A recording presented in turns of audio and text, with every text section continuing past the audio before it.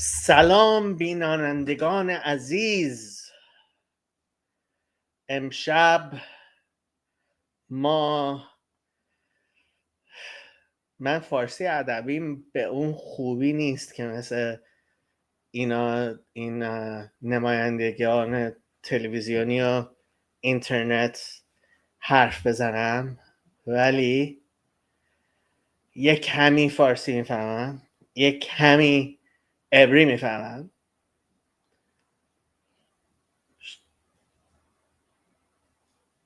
عبریم از فارسیم بدتره، واسه این دارم فارسی حرف میزنم. Exactly, Don. Exactly.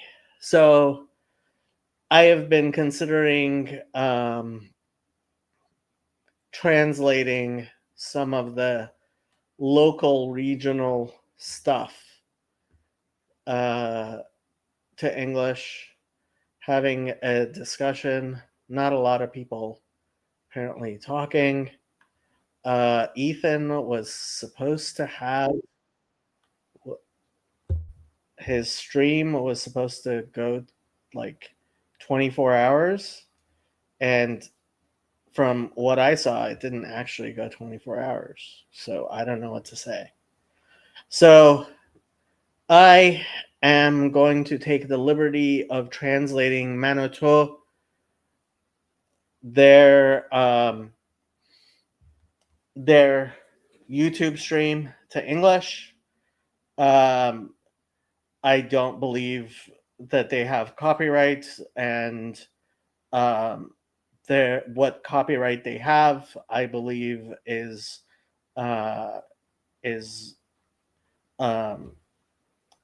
destroyed by the fact that they broadcast into Iran, and they do broadcast into Iran. And I am transforming their work according to U.S. copyright law by commenting and translating to English. And since they freely distribute the work, I am not infringing upon them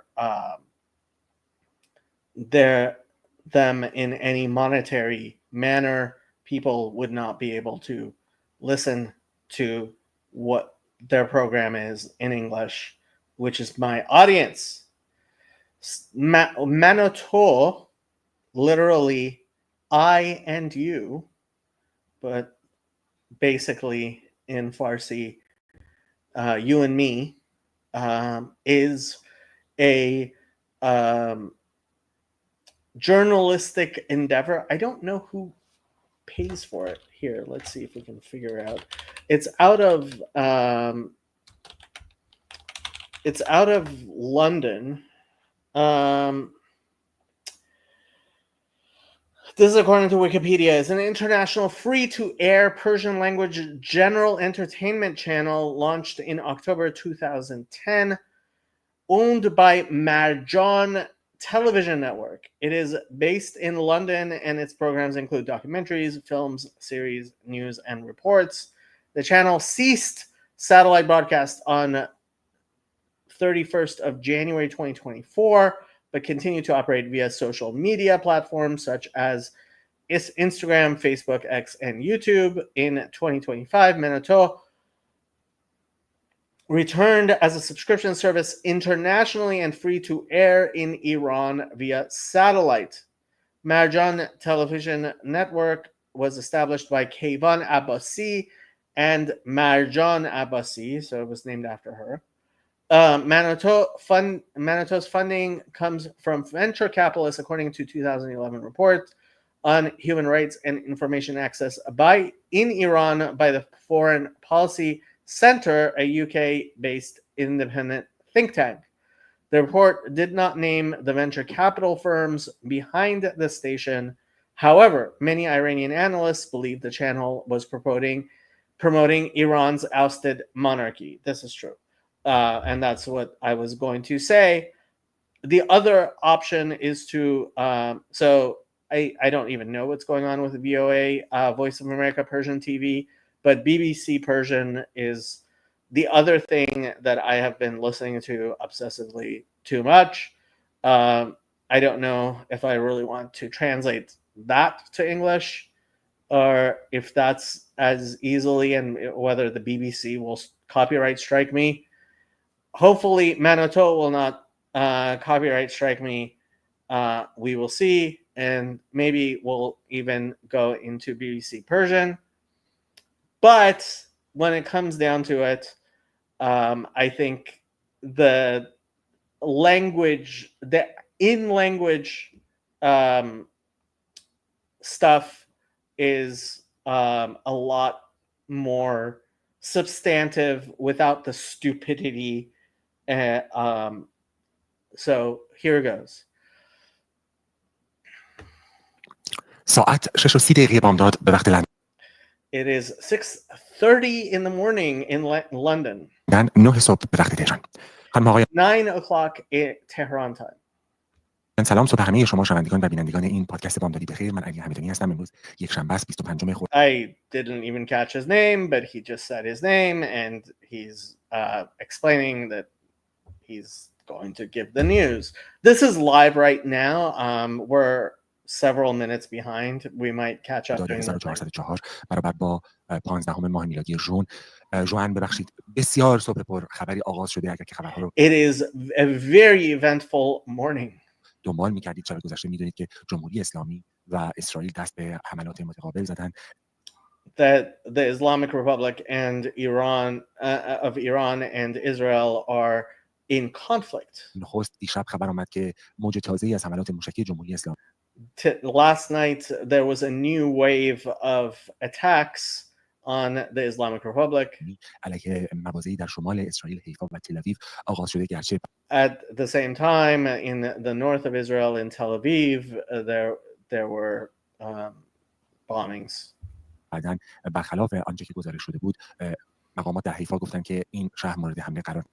And also the local authorities in Haifa, which is another city in northern Israel, he is speaking in what is called Farsi Adabi, which is Farsi has two registers. It has the literary Farsi register, that's Farsi Adabi, and then there is the Farsi that people generally speak, or you could call vernacular Farsi. I went to first grade in Iran, so my Farsi Adabi is not as strong as it could be, so I am trying my best. Okay, are people actually watching this, or am I doing this for my own benefit? There are 5 people watching this. Apparently there's a lot of people maybe that are watching this on YouTube. If someone speaks Hebrew/Farsi or actually knows about this stuff and wants to come on and discuss, or even has questions, feel free to put your questions into Nightmare World. Actually, it's not such a nightmare. Things have gone a lot better than I imagined. Yoav, ma shlomcha? I'm fine, thank you. And how are things in France? I'm guessing you didn't get back to Israel. No, I'm not expected to get back home in the next few days. I'll be traveling in the world. France is calm. Weather is fine. France is much calmer than the United States or Iran or Israel, the 3 countries that I could somewhat consider my countries, all of which are not very calm right now. Yeah. We are in a world war. In a sense, yeah.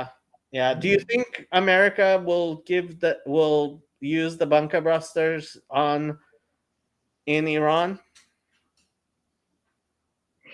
Maybe as the last day, sort of to close the event off, sort of as an do you think farewell act. Netanyahu will take out Khamenei? Will he even try? It's a 2-stage question. 1, will he try? 2, will he succeed? That was not on the cards yesterday. I think it is. Was added to the mission today. You That's think my it was assessment. added to the mission today? Yeah. So I was listening to BBC Farsi, and one of the commentators said that this very much reminds them of Netanyahu trying to use the same plan they used against Hezbollah in Lebanon in Iran. It worked. And what happened in Lebanon was first they took out all the military leaders, and finally they took out Nasrallah. And it worked. If it did work, and if that pattern were to be repeated in Iran, there have been a lot of senior military staff in Iran who no longer grace our world,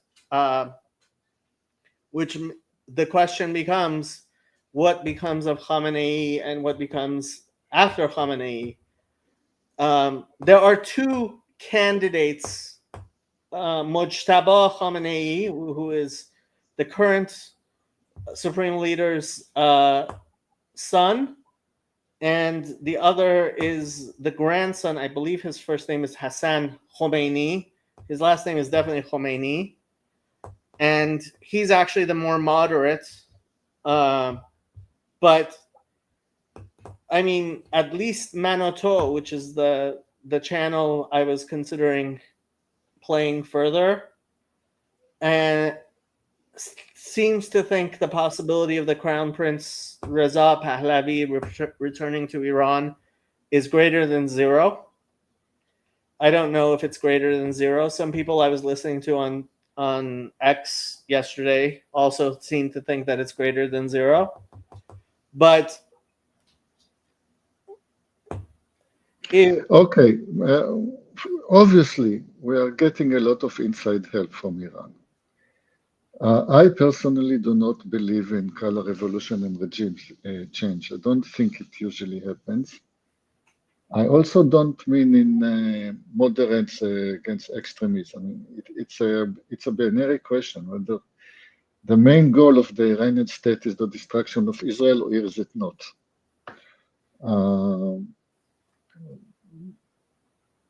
What happened with Hezbollah is just the complete destruction of all of the capabilities to the extent that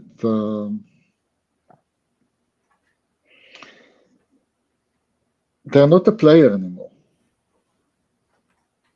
Are they not a player in Lebanese politics either?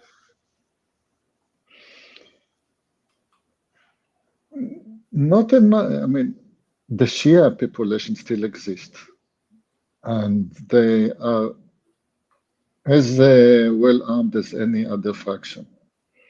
So and they're very numerous. I mean, what yeah. population is Shia? So the internal Lebanon politics does not depend totally on the power of Hezbollah, because the power of Hezbollah was targeted to Israel. Its elimination doesn't change the Lebanese politics, because you can still use knives and stones in Lebanon. It's a very small country. Grok is telling me that the percentage of Lebanese population, which is Shia, according to the CIA World Factbook 2020, 67.8% of Lebanon's citizen population is Muslim, with Shia Muslims comprising 31.2% of the population, 47% of the Muslim population. Fine, so it's a delicate balance of power, and always remains.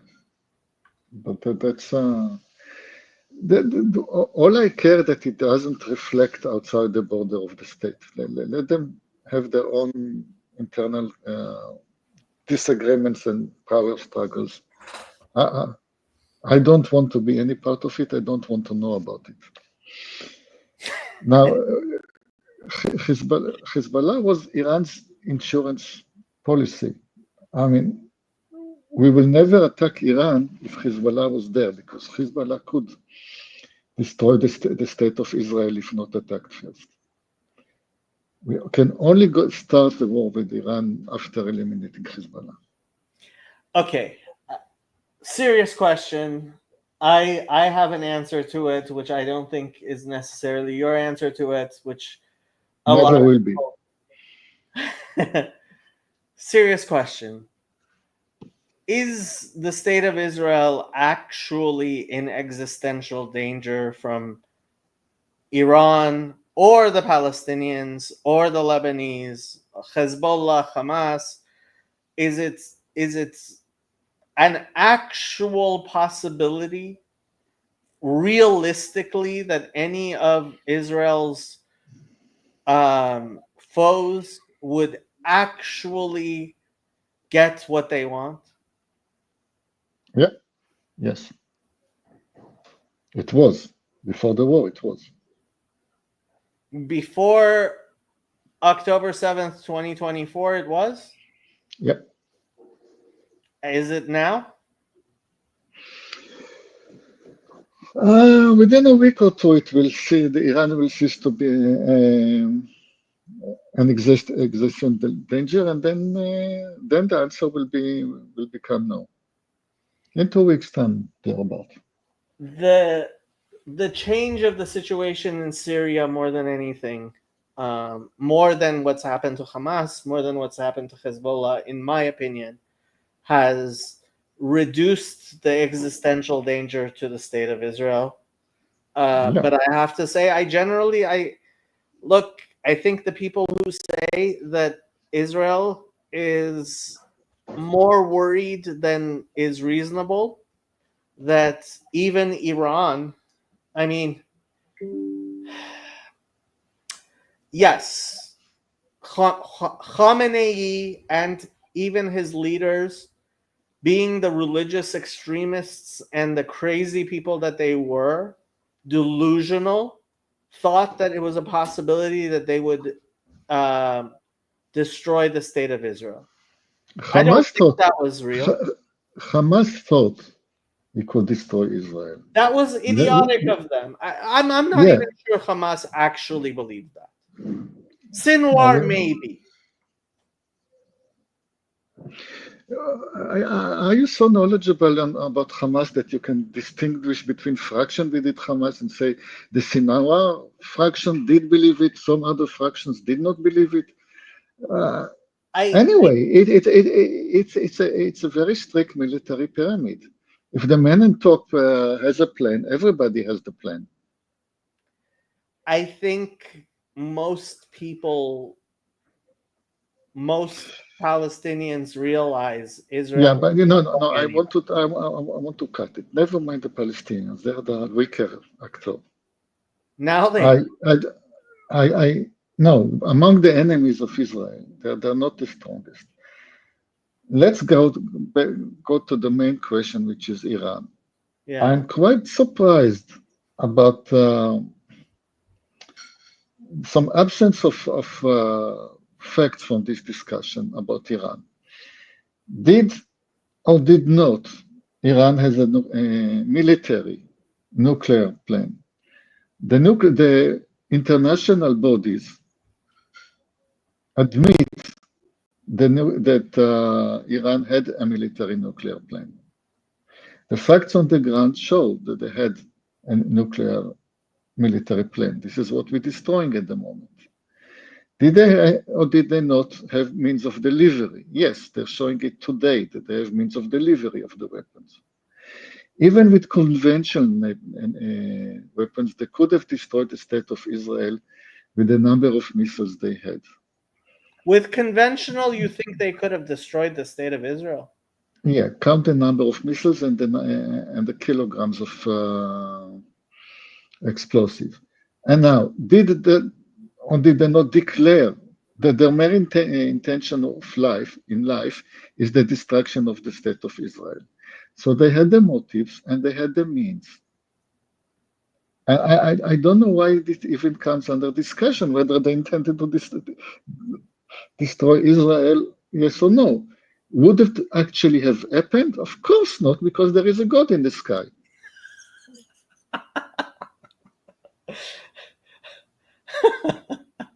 בכל דור ודור עומדים עלינו לכלותנו, והקדוש ברוך הוא מצילנו מידם. Thanks. Now about another thing that I have a bone to pick with you before I will have to cut this discussion short because I have a train to catch. Wagging the dog. Uh-huh. Wagging the dog is a situation in which you elect the politicians on some kind of promise to improve the economic situation, to better the schools or whatever, and then the politician loses popularity, so the politician starts a war. Yeah. The situation in this case is Mr. Netanyahu on the podium of the United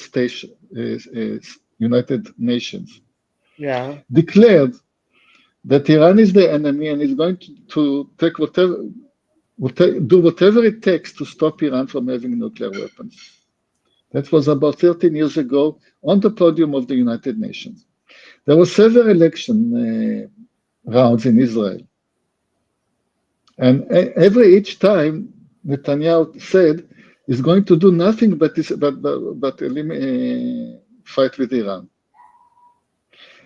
So if you elect a politician on his promise to start a war, this is not a state of wagging the dog. This is just that the politician does whatever he was elected to do.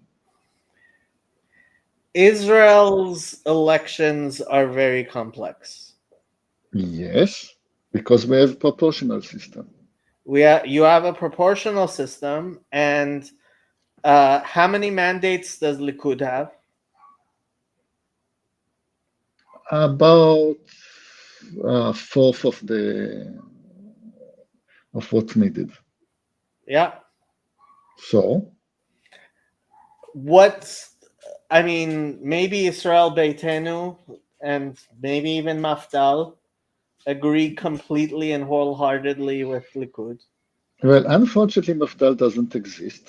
Really, the population, the spirit, the movement does not exist anymore. Mafdal is socialistic religious.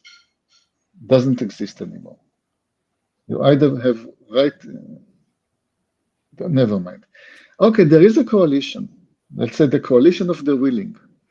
And now it amounts to more than a half member of the... Really? Is it more than half the members of Knesset? According to the latest poll of yesterday, if election were done today, it will be 64 seats out of 120. And anyway, there was supposed to be a no confidence vote just a day before the war, and it didn't happen. So the government does enjoy the confidence of the parliament. How more democratic can you possibly be? It would be nice if Israelis got to vote in Israeli elections. It seems to me mostly Americans vote in Israeli elections. Citation needed. I still am completely convinced that Israel is a colony of the United States. And the other half of the world believes that the United States is a colony of Israel. Okay. Okay, so if we join the two statesmen together, we are good friends.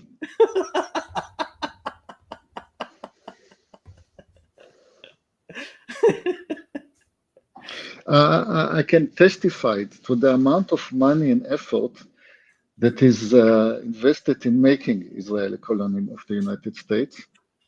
Again, there is a God in the sky. It would have worked with any other country. Doesn't work with religious fanatics as you have in the Middle East. We do have religious fanatics in the Middle East, that's for sure. Yep.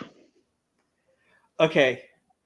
I see five options for what's going to be in Iran in a month. Destruction, death, and plague. No. Ali Khamenei is going to be the supreme leader. Mujtaba Khamenei is going to be the supreme leader.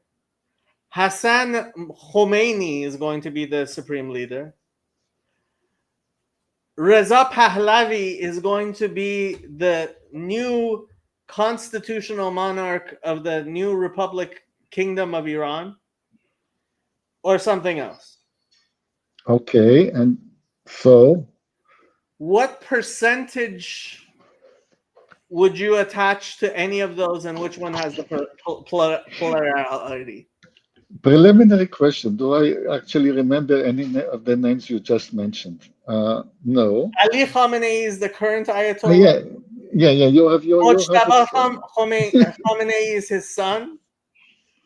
Hassan Khomeini is the is soon to be the ghost. You think he's the one I think Israel wouldn't kill. Hassan Khomeini is so other people will. Doesn't matter. We are all mortal. No, sorry. Reza Pahlavi, he's a good friend of yours. He's a Zionist puppet. Not all Iranians are Zionist puppets. One Jacob that I know is an example. My father was convicted of being a Zionist spy and served 6 months in jail. What are you talking about? All Iranian Jews are Zionist puppets, and many other Iranians are Zionist puppets, apparently. At least if you ask the Islamic Republic of Iran. As I said earlier, we are obviously getting a lot of internal help. Of course. Of course. But really, you're asking 400,000 Israelis who are Parsi. 400,000. I heard that last night. Is a little surprising. Yes. 400,000 Parsim. Yes. There's a lot of us. I didn't know I had that many cousins in Israel. Yes. So there are a lot of people in Israel who are really knowledgeable and can make a nice prediction of who is going to be in the next government. I am none of them. My origins are in Poland. I cannot answer your questions about Iran. I'm sorry. Who's going to be the next king of Poland? Where are you going? Where's this train off to? London. Train to London. You're going to do the tunnel. Wow. I hope so. I mean, I don't care. I'm going on the train and wherever it goes, it goes. It's not my problem. I visited London, and the biggest mistake I made was going anywhere other than the British Museum. I went to this museum, I went to that museum, I went to here, I went to the changing of the guards at Buckingham Palace. Complete mistake. I should have spent my entire vacation in the British Museum, and I still would not be finished if I was here 25 years later. One of my sons spent a whole day just in the Assyrian section of the British Museum. The British ransacked the entire globe, took that which is most important to humanity, and just took it all. It was amazing. You went from room to room, and everything in each and every room was worthy of having its own museum. Right. I guess I'm going to the museum. I think this is what I'm going to do in my first day. Yeah. There's a Persian novel which was turned into a mini series. It's been translated to English, I think it's also been translated to Hebrew, called My Dear Uncle Napoleon, which was a satire written in the 70s about Persian politics. It's very interesting. I highly recommend it. Fine. So I am leaving you all by yourself to analyze the world. It's all of the world politics on your shoulders now. All of the world politics, and I get to stand. Yeah. Bon voyage. Yeah. Travel safe.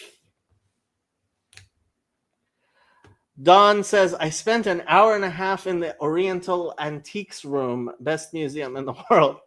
The British genuinely ransacked the entirety of the world and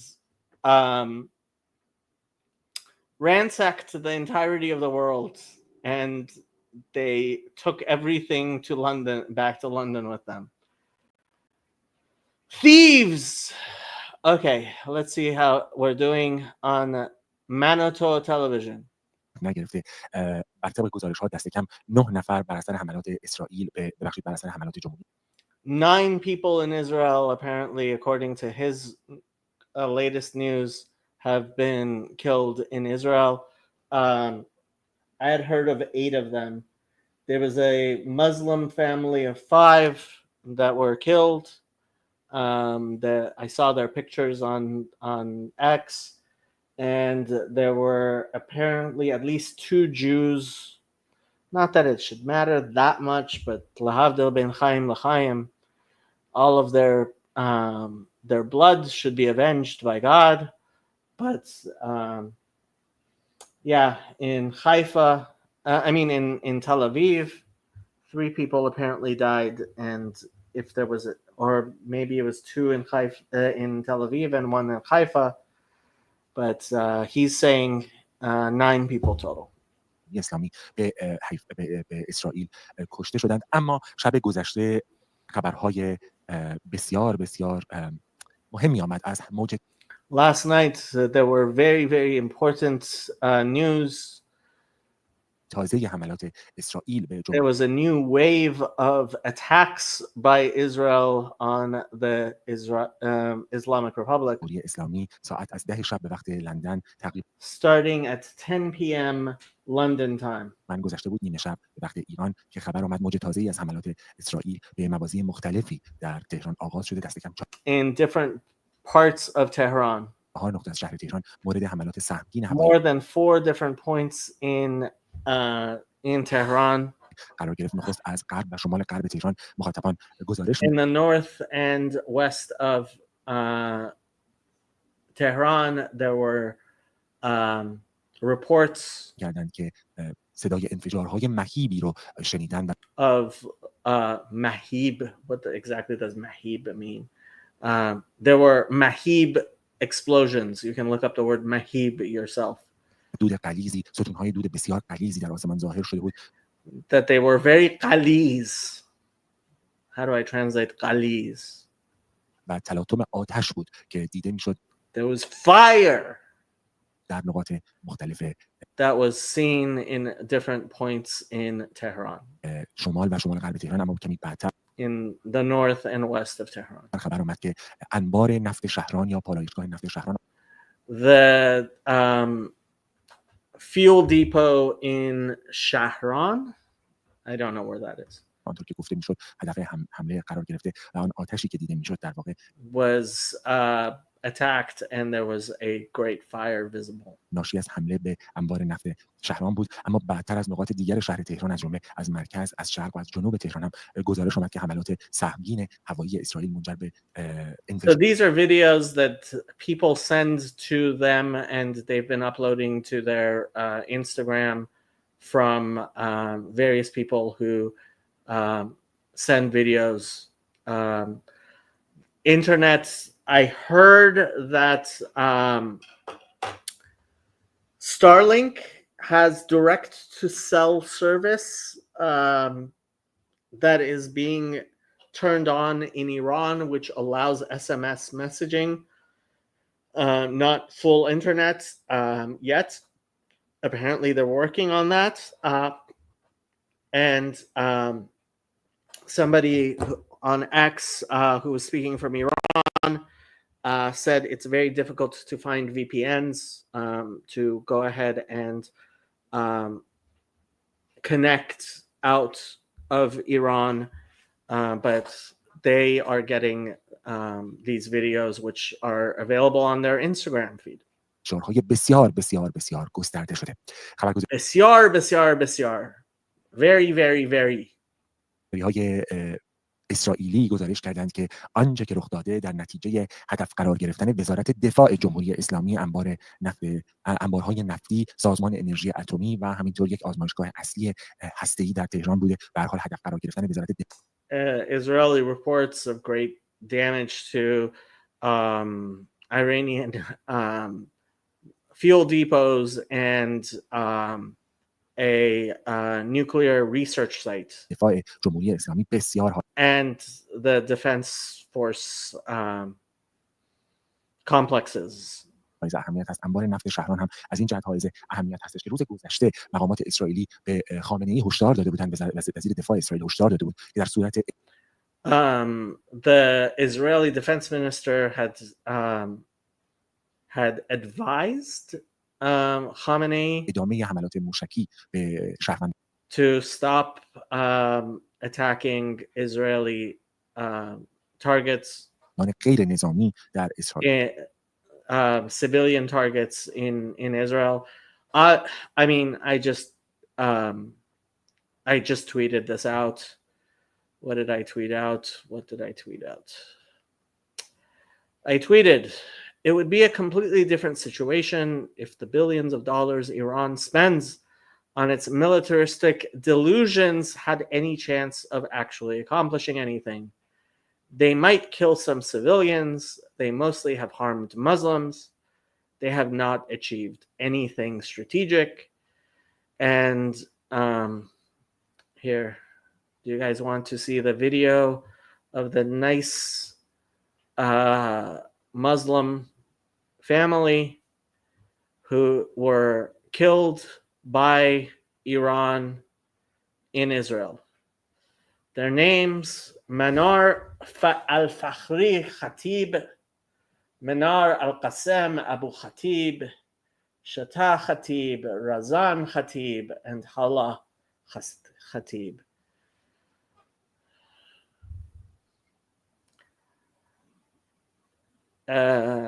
Entire family that was wiped out. Maybe they were Christians. It says Christ underneath. I don't know. They were in the city of Tamra. Where's Tamra? Tamra is an Arab city in the North District of Israel, located in the lower Galilee, 5 kilometers north of the city of Shafa'am, and approximately 20 kilometers from Acre. In 2022, it had a population of 35,834.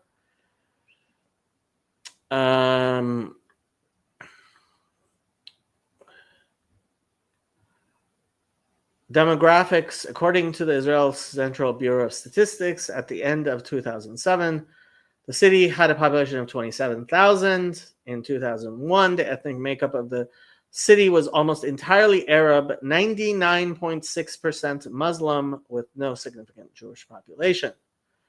According to CBS, in 2001, there were 11,900 males and almost the same number of females.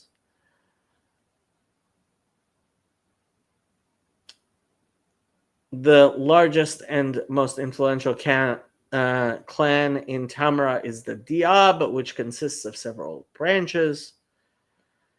Other clans include the Hejazi and the smaller clans of Abd al-Hadi, Abu Nama, Abu Rumi, Amar, Ashid, Awad, Kanan, Mohsen, Nasser, Natur, Arabi, Radi, Shama, Shakir, Sheikh Ali, and Yassin.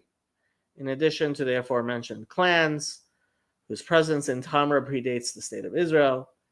The city is home to internally displaced Palestinians and their descendants from nearby cities.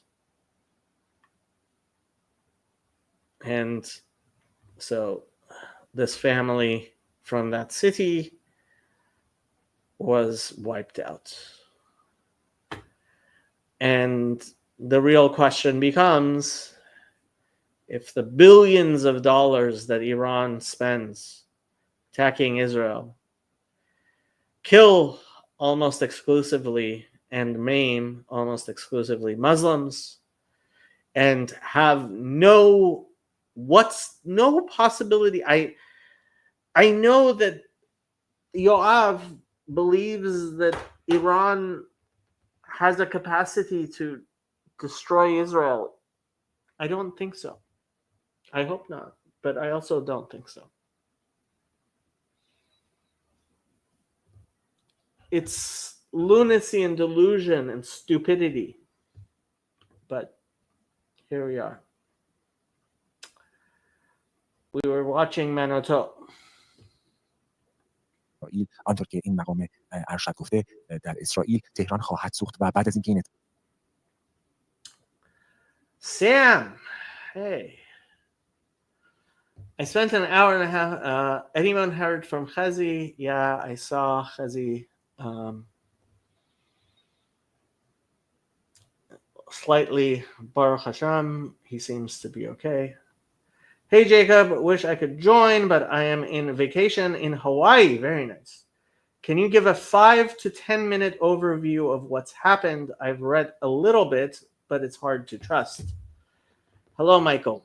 Would love to have you join us for this discussion, Michael or Sam, but 5 to 10 minutes. What can I say? Israel attacked Iran. They apparently completely destroyed Iran's air defenses and what little Iran had of museum pieces of aircraft. They quickly assassinated large numbers, if not the entirety, of the Iranian senior military staff.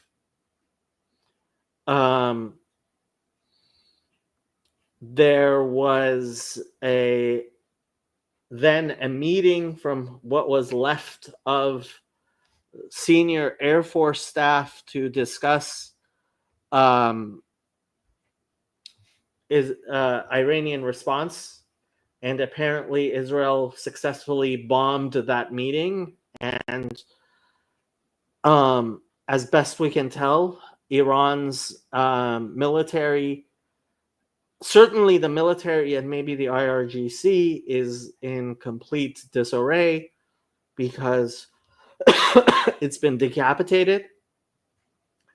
Ali Khamenei has been reduced to tweeting as his way of apparently he's governing by tweeting.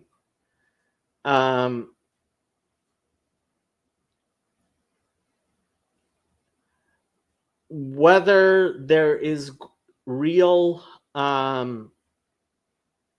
possibility of regime change in Iran. First of all, let me say there is no possibility whatsoever of a ground offensive by any country into Iran.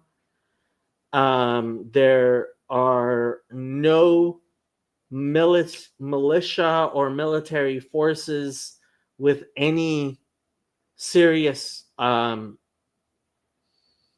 substance to them. Even the Mujahideen Khalq, which were in Iraq, mostly because we invaded Iraq, have been wiped out. So to the degree that there was an army waiting outside in Iraq, ready to try Not that I think they had any serious capacity. They've been wiped out. The only possibility, I mean, Manoto yesterday was encouraging a general strike. To some extent, general strike is, I think, the most. So the Iranian government has commanded people to open up shops, to go back. I mean, school is out for the summer apparently, and even the universities, which are still in session, it's almost done for the summer. How were the military leaders assassinated? Bombs. Assassins with a silenced handgun, drones, cruise missiles to their homes. There was a picture of a apartment building with a hole in the side. Israel very strategically was able to deliver a missile straight into the bedroom of one person. For his wife's sake, I hope she wasn't sleeping near him. I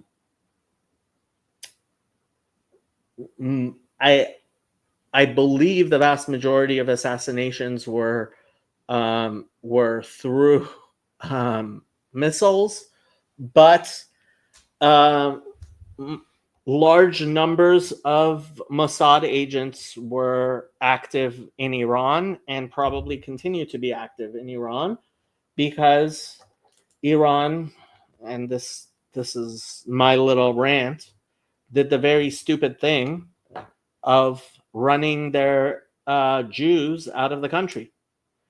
And as I was saying to Yoav, there are some 400,000 ethnic Persians living in Iran, large numbers of whom were born in Iran, speak Farsi at home, are absolutely fluent in Farsi, and more than willing to go back to Iran and carry out operations.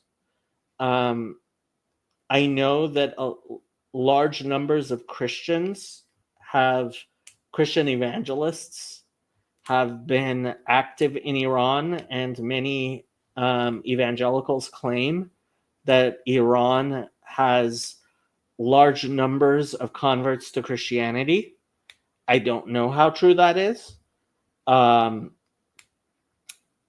BBC Persian was running articles about how restaurants freely serve alcohol even in Tehran. The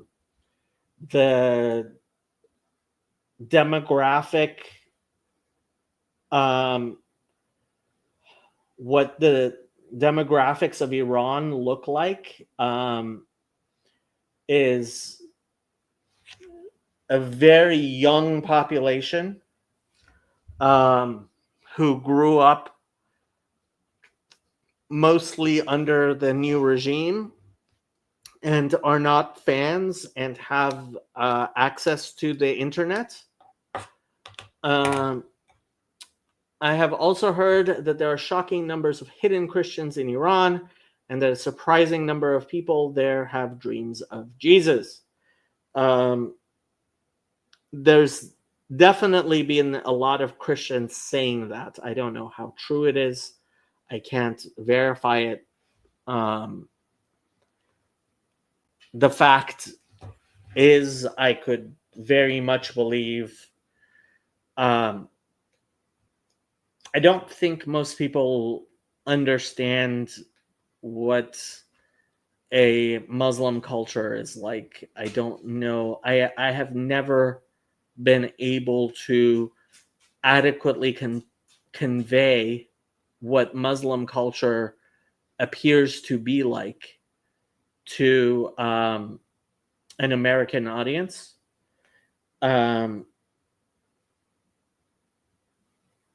I remember a Muslim saying that a Muslim convert to Christianity, saying that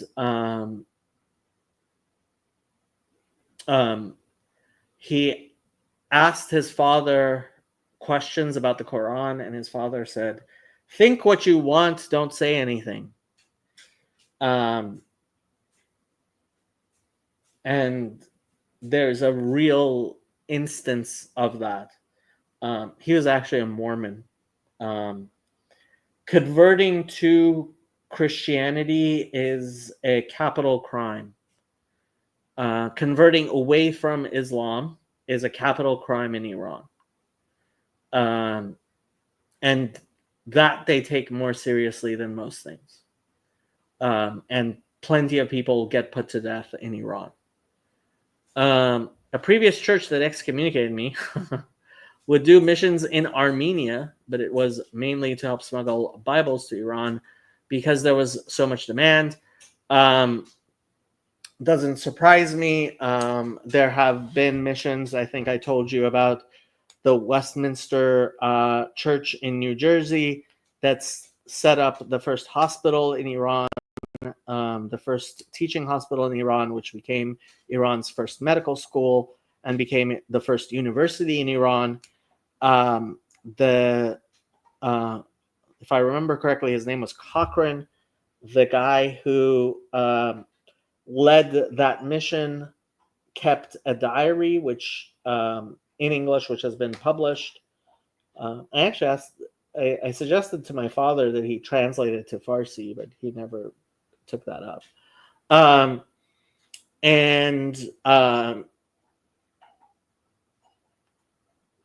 He also says, that they were there preaching Jesus to the Nestorians. That was their cover, but that was only part of their mission there. Obviously, there aren't that many Nestorians, but yeah. So how much of the Iran military was just corrupt nonsense and completely infiltrated with Israeli agents? I'm not sure the military was infiltrated by Israeli agents. Israel has a pretty smart strategy of leaving their agents out of the places where they can be suspected and allowing witch hunts to destroy morale and kill kill people who are not agents, whereas their agents are outside. So I don't know if it was in the military, but Israel, there are plenty of people in Iran who hate the regime. That's for sure. Another question. It seems like Trump was pumping the brakes with Netanyahu with regard to attacking Iran, but was that just a publicity campaign to lull Iran into false security? Good question. I mean, listening to the commentators on BBC Persian, I generally agree with their commentary. I think Trump was more than happy to have Israel do whatever Israel wants to do, as long as the United States didn't have to pay or suffer for it.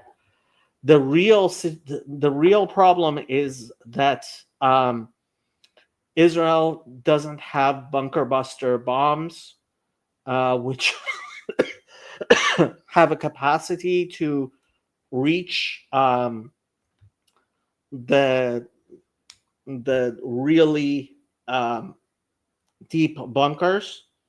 With Nasrallah, they just bombed enough that apparently Nasrallah suffocated, because despite the fact that they couldn't get to him, nothing around him could exist long enough to allow for him to have air. There's just a limit to what you can do.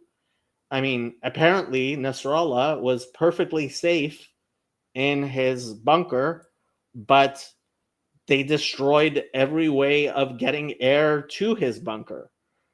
Does that help with nuclear centrifuges, etc.?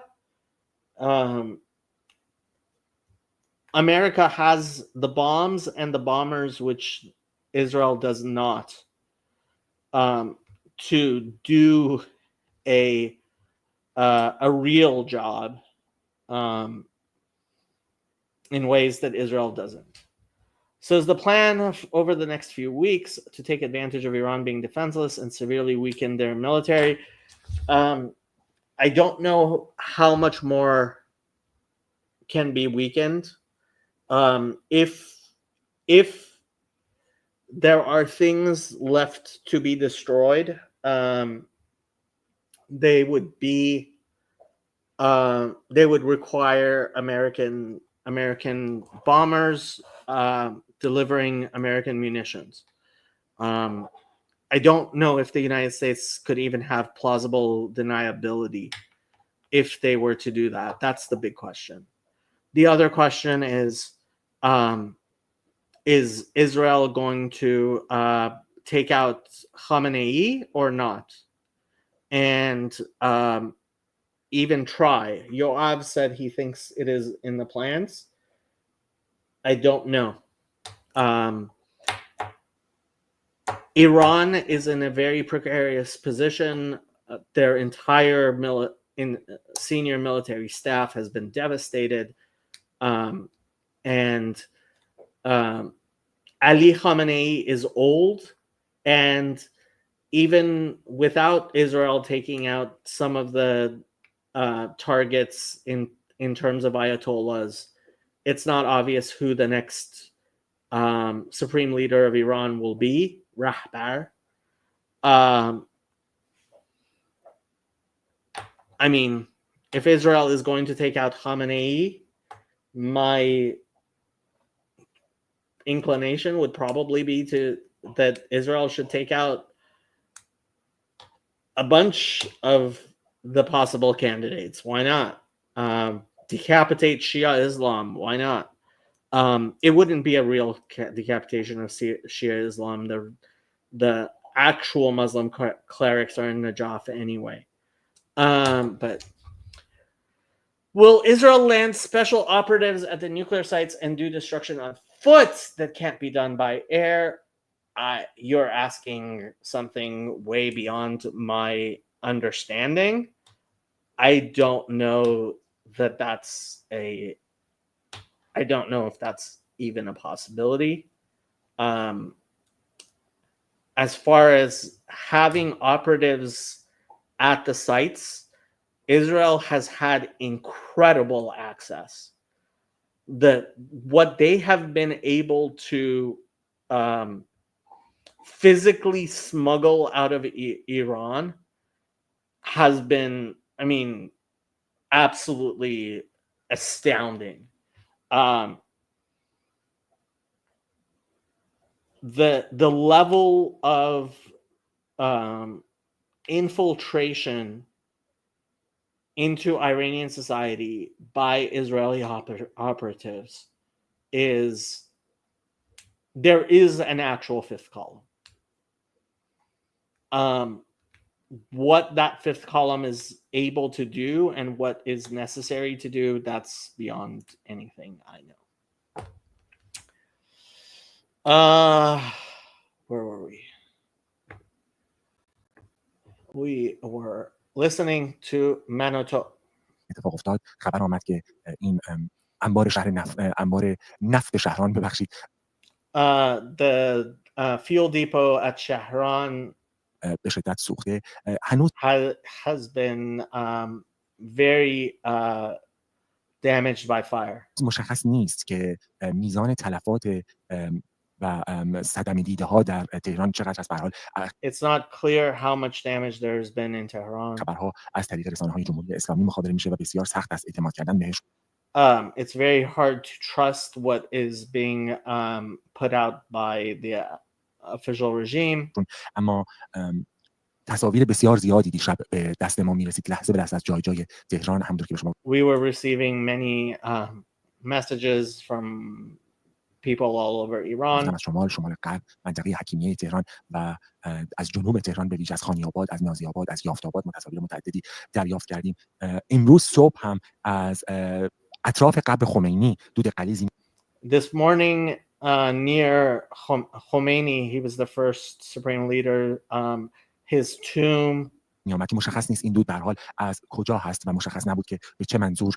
Apparently there was some sort of attacks near his tomb. و از کجا دقیقاً این آتش سوزی. And it's not clear where this fire started or was taking place. شده. همینطور تصاویر متعددی ما دریافت کردیم از یک انبار نفتی در منطقه شهرره تهران که And there was a fuel depot at Shahrare, which I guess is somewhere else from the other fuel depot he was talking about. در حال حائزه Sorry. میاد هستش. آنطور که خبرها در طول شب ادامه پیدا کرد، کوههای عظیمیه کرج چند بار دیگر مورد there are military stockpiles in Karaj اصابت قرار گرفت و بسیار آتش بسیار عظیمی رو which were also burned.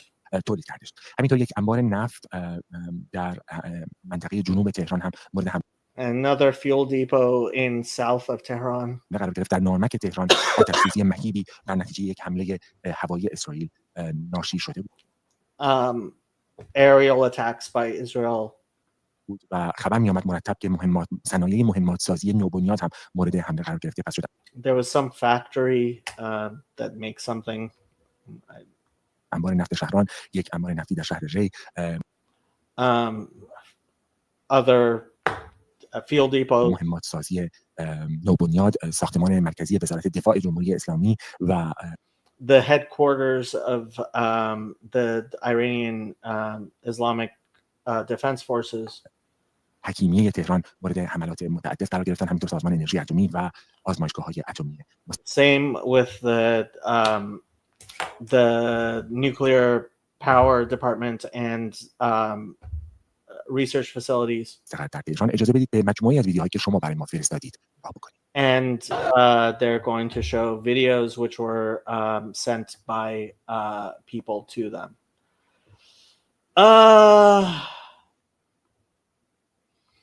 Okay, larger question. It seems like one of Israel's main assets and strengths is that its citizens are loyal and committed to the cause of the country, but many of its enemies don't share that. Why?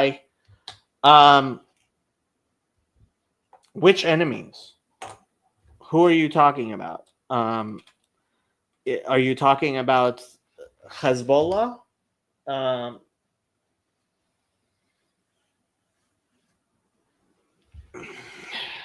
In what context? Do I still have family living in Iran? I have some distant relatives who do live in Iran. Yeah. Look, Israel is actually a democracy. Despite what people want to say, Hamas is popular mostly. The regime in Iran, despite what certainly Manitoba would like to say, and what a lot of people like to say in the West, I don't see Pahlavi returning to Iran. I don't see a Western type democracy. Hamas, Hezbollah, and Iran seem to be infiltrated with corruption and spies, but Israel isn't. Hamas is somewhat infiltrated, but that's mostly because they are cruel and stupid. Hezbollah, I don't know that they're actually infiltrated by Israel. Somebody else might be able to correct me on that. Iran, I don't know that the IRGC is infiltrated. Corruption, sure. But that's the Middle East. This is the Middle East. This is how the Middle East functions. Corruptions, betrayals, distrust. You can't have a high trust society when the people in power don't trust anyone and can't trust anyone. Khamenei, so I keep on going back to the same story, but Ayatollah Rafsanjani was one of Khomeini, the first leader's biggest supporters and allies. He was the first president of the Islamic Republic of Iran. He was an Ayatollah. He was a supporter of the Islamic Republic. And when he tried to run for president some years ago, the Guardian Council did not allow him to run. Well, first of all, I don't know if Israel is as capable as it will be able to continue to be the Western society that it is. Part of Israel has problems. But Israel is a high trust society in the Middle East because Israelis are largely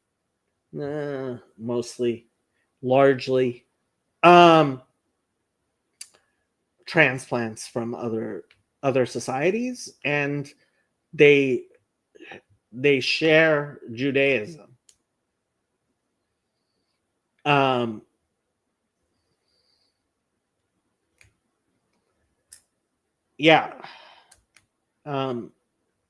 Being Jewish requires high trust. I would say that's the answer. Maybe. Okay. Where were we?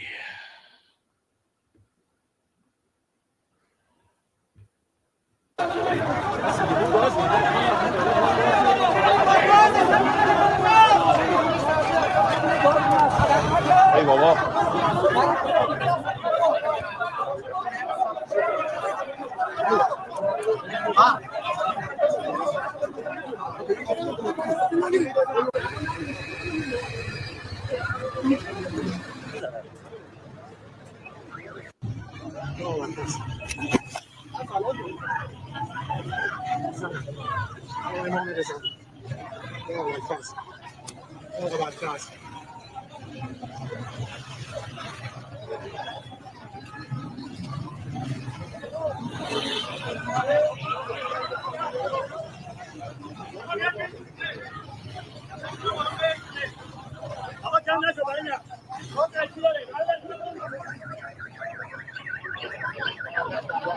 I'm going to skip some of these videos. الان میفرستم برای مناطق اینو منطقه شهران حمله قرار دادن. He's videotaping this to send it to Manitou.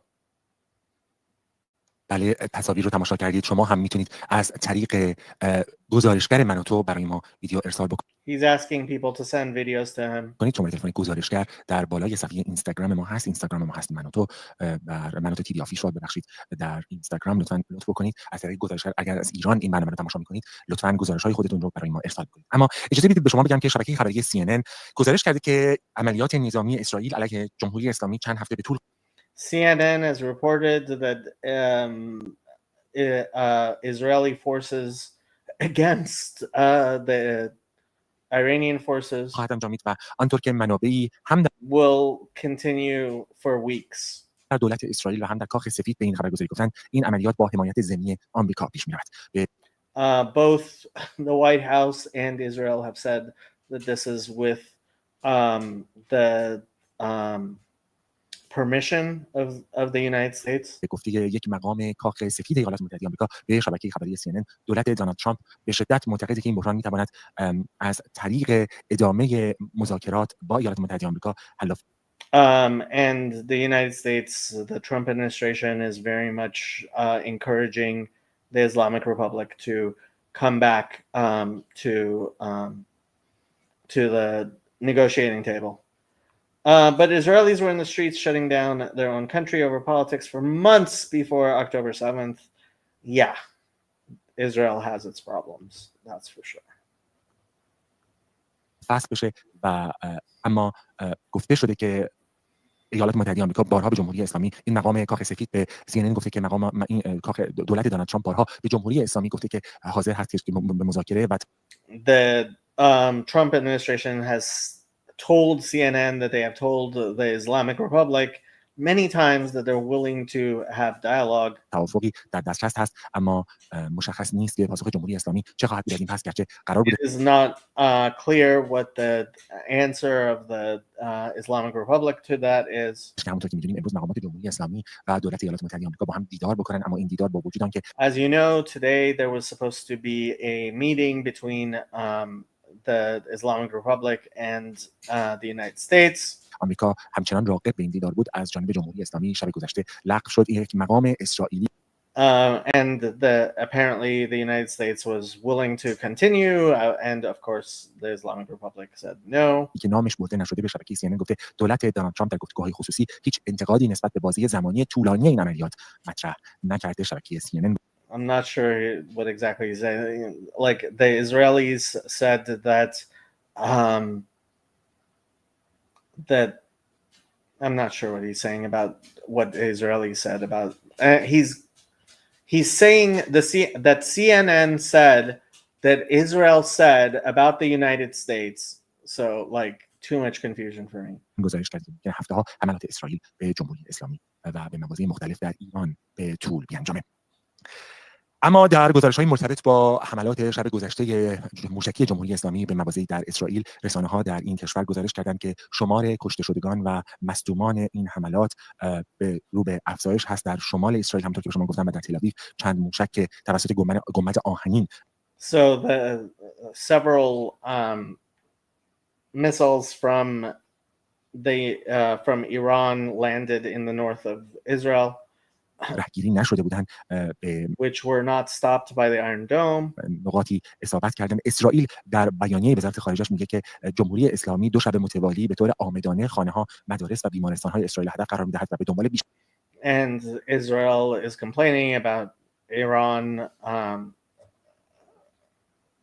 trying to kill civilians indiscriminately. این تلفات غیر نظامی هست. برخی از ناظران معتقدند که این سیاست جمهوری اسلامی است.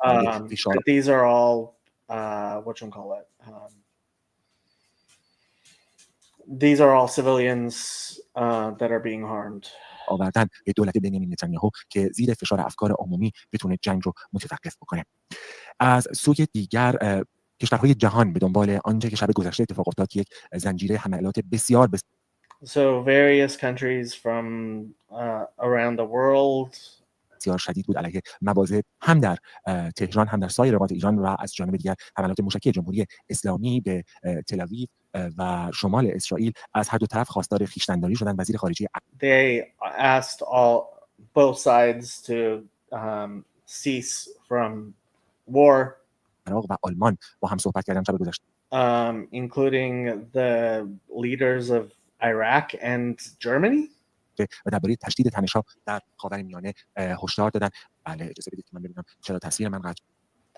So what's Iran's plan or possible plan going forward? Honestly, I can't remember a major military power being this embarrassed in such a short time, worse than Russia invading Ukraine.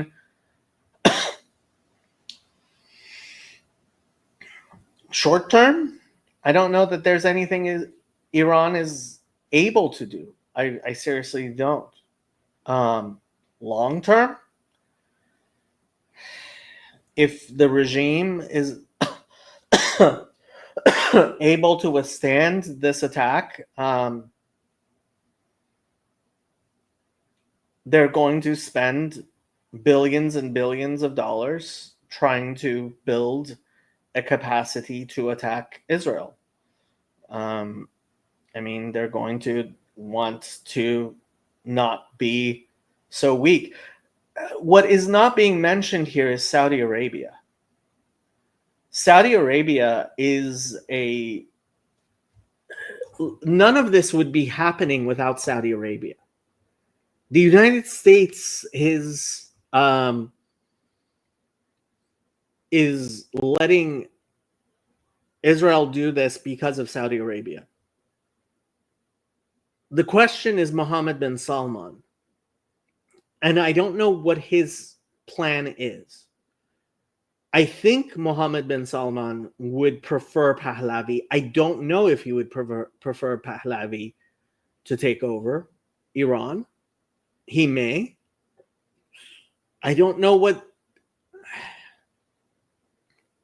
I gave the 5 options to that I see, 5 possible options. In a month, Ali Khamenei is going to continue to be the supreme leader of Iran as he has been, which means Iran is going to spend billions of dollars and make its number one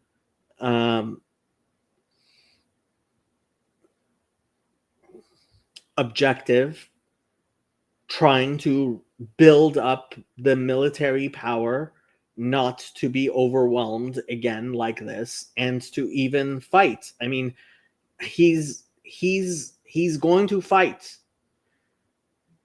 And which, I mean, it seems to me that the response from Israel reasonably is to take Khamenei out. If they can. I don't know if they can. Khamenei is probably very well protected. He's certainly not showing his face in public. But he's old and he's going to die, and it's not clear who his successor is. His successor may be his son Mujtaba, which is the number 2 possibility. If Israel is going to kill Ali Khamenei, they should probably take Mujtaba out too. They might not be able to.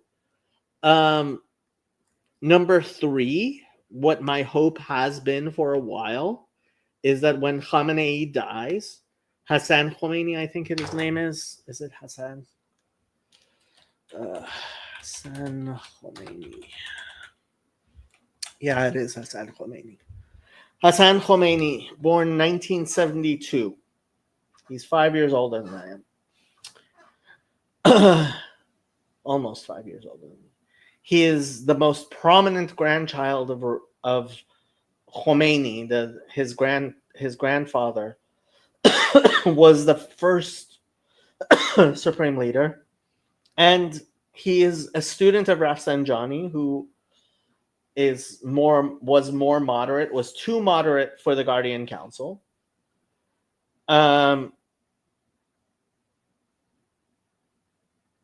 Is Israel going to take out Khomeini as well? Hassan Khomeini?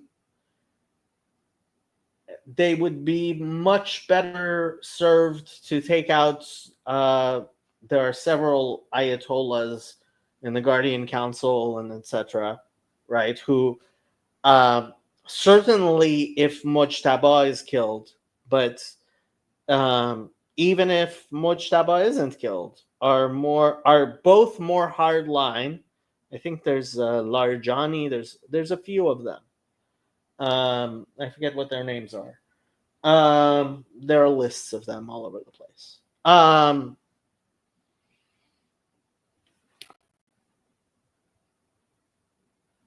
Is it possible that if Hassan Khomeini comes into power, he's going to stop with the idiocy? Maybe. maybe. Better chance than with any of the other Ayatollahs who have any chance of becoming the supreme leader of Iran. And then the question becomes of revolt and a complete change of regime, which would the only figurehead which is even an option is Reza Pahlavi. He's going to be on Maria Barton. What's her name? That woman on Fox. Bartiromo.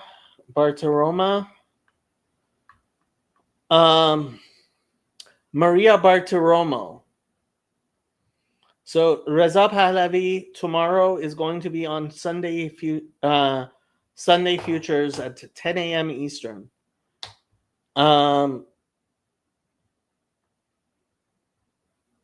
Here you go. Sunday morning futures with Maria Bartiromo exclusive. His Royal Highness Reza Pahlavi, exiled Iranian Crown Prince, tomorrow 10 a.m. Eastern. Yeah. Hello, my dear Khazi. Hopefully everything is fine with you and your family.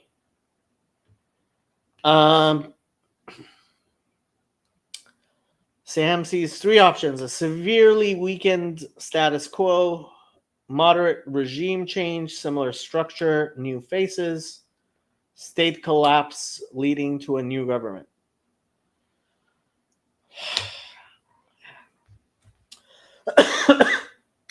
The question is, how long is Ali Khamenei going to live?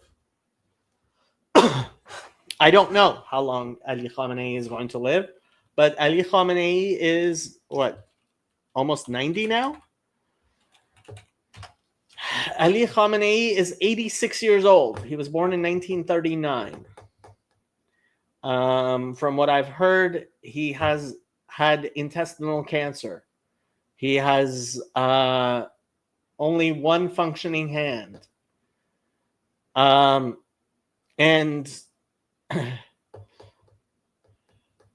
if I were Netanyahu, sure, I would take him out. Why not take him out? Is there any reason not to take him out?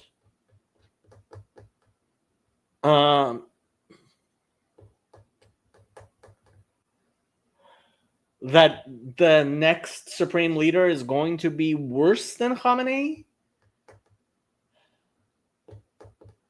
Who are some of the Ayatollah here? Let's ask. Our good friend Grok. Dear Grok. Should we do deep search or deeper search? Let's do deeper search. Dear Grok, could you please give me a list of all the people who are Ayatollahs in Iran who have any serious chance of becoming supreme leader after Ali Khamenei? Exclude Mujtaba Khamenei and Hassan Khomeini from consideration. Limit to 10 most likely candidates. Give ages and current position. Thank you. Let's see how long it takes Grok to do that. Yes, Don Bartiromo. Are we in the end game now? Are we actually? It should also be restated that there's no practical reason for Iran to be enemies with Israel. It's not like they share a disputed border, compete with each other in some business, etc. Just ideology. What do you mean, just ideology, my dear friend? What do you mean, just ideology?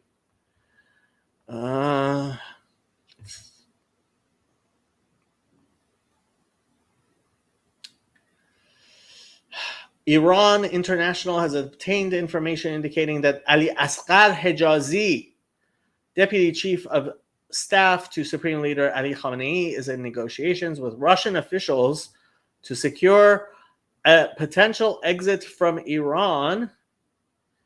This is from about an hour ago. For himself and his family if the situation deteriorates. According to the information, a senior Russian official has assured Hijazi that in case of escalation, Moscow would facilitate his evacuation via a secure corridor. Other senior Iranian officials have reportedly received similar contacts, with some already finalizing their own exit routes. This is according to Iran International, which I don't know much about Iran International. I'm guessing they're another well,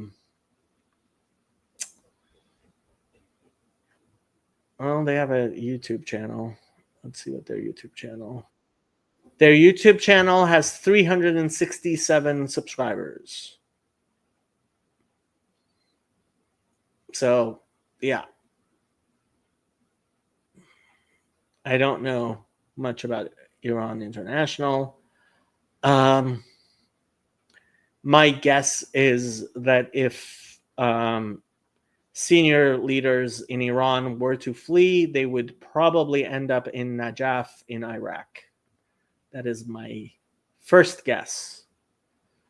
Could they end up in North Korea? Maybe. Could they end up in China? Possibly. Could they end up in Russia? I don't know how much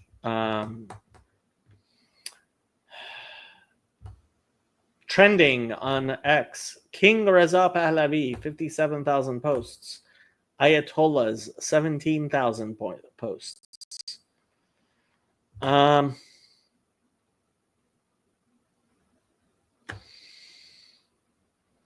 Yeah, what can I tell you? Okay, let's go back to our dear friends on Manoto.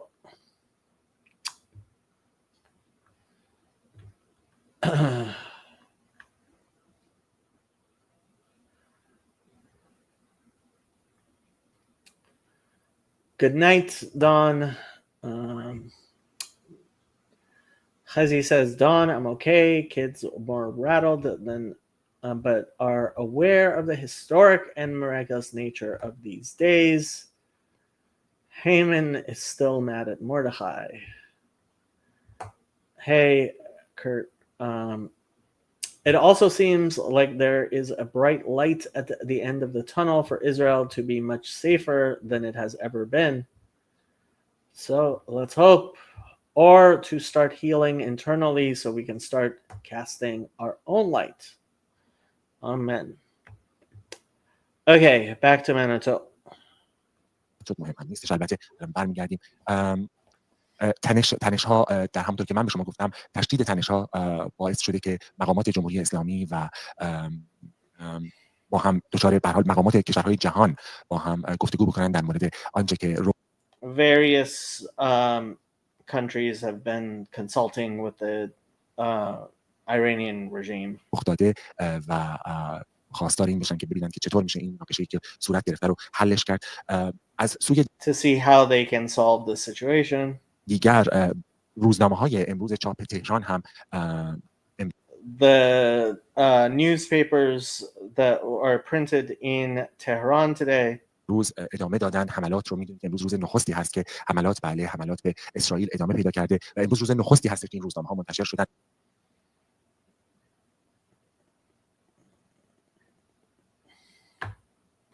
جنگ و اسرائیل را با هم تمام میکنیم. Wow. Oh, I guess that's what the Hebrew says. נסיים גם את המלחמה וגם את ישראל ביחד. We will end the war and Israel together is apparently the top news of whatever this newspaper is. همونطور که می‌بینید روزنامه کیهان چاپ تهران با I have to say the fact that Persian newspapers are writing in Hebrew amuses me to no end. انتشار مطالبی به زبان عبری گفته جنگ و اسرائیل رو با هم تمام می‌کنیم. روزنامه حکومتی کیهان گفته که اگر تا امروز فقط حرفش بود از حذف اسرائیل، از این پس قرار هستش که واقعا سیاست حذف اسرائیل در پیش گرفته بشه. حالا از پایین نمی‌نشینیم تا روزی که اسرائیل حذف بشه. روزنامه‌های دیگر چاپ They're saying the various states media are saying that they are going to destroy Israel. ایران هم همینطور فرقی هم نمی‌کنه متعلق به کدام جناح بودن و ادامه دادن. همونطور که می‌بینید روزنامه آرمان ملی که به قول خودش روزنامه نزدیکی هست به اصلاح طلبان درون حکومتی گفته که So apparently there's a German Farsi speaking government newspaper. پاسخ قاطع رو تیتر کرده و گفته تا پای جان برای ایران ایستادن فرماندهان سپاه که کشته شدن. روزنامه آسیا که روزنامه اقتصادی هستش از تلاطم بازار انرژی talking about the martyred people and this is an economic newspaper. جهان صحبت کرده و از رشد بی‌سابقه قیمت نفت همونطور که می‌دونیم در پی آغاز حملات هوایی اسرائیل به جمهوری اسلامی و تهدید which are explaining the attacks on the petroleum production in Iran. جمهوری اسلامی مبتنی بر بستن تنگه هرمز. Also, Trump might get what he wants, the ability for the U.S. to finally withdraw from the region without creating a bigger headache. Ultimately, I think the person who's most behind this is actually Mohammed bin Salman. As nobody asked me, but if somebody were to ask me what is the solution, I would say to offer MBS to make one of his younger sons or one of his brothers or someone else he trusts king of Palestine.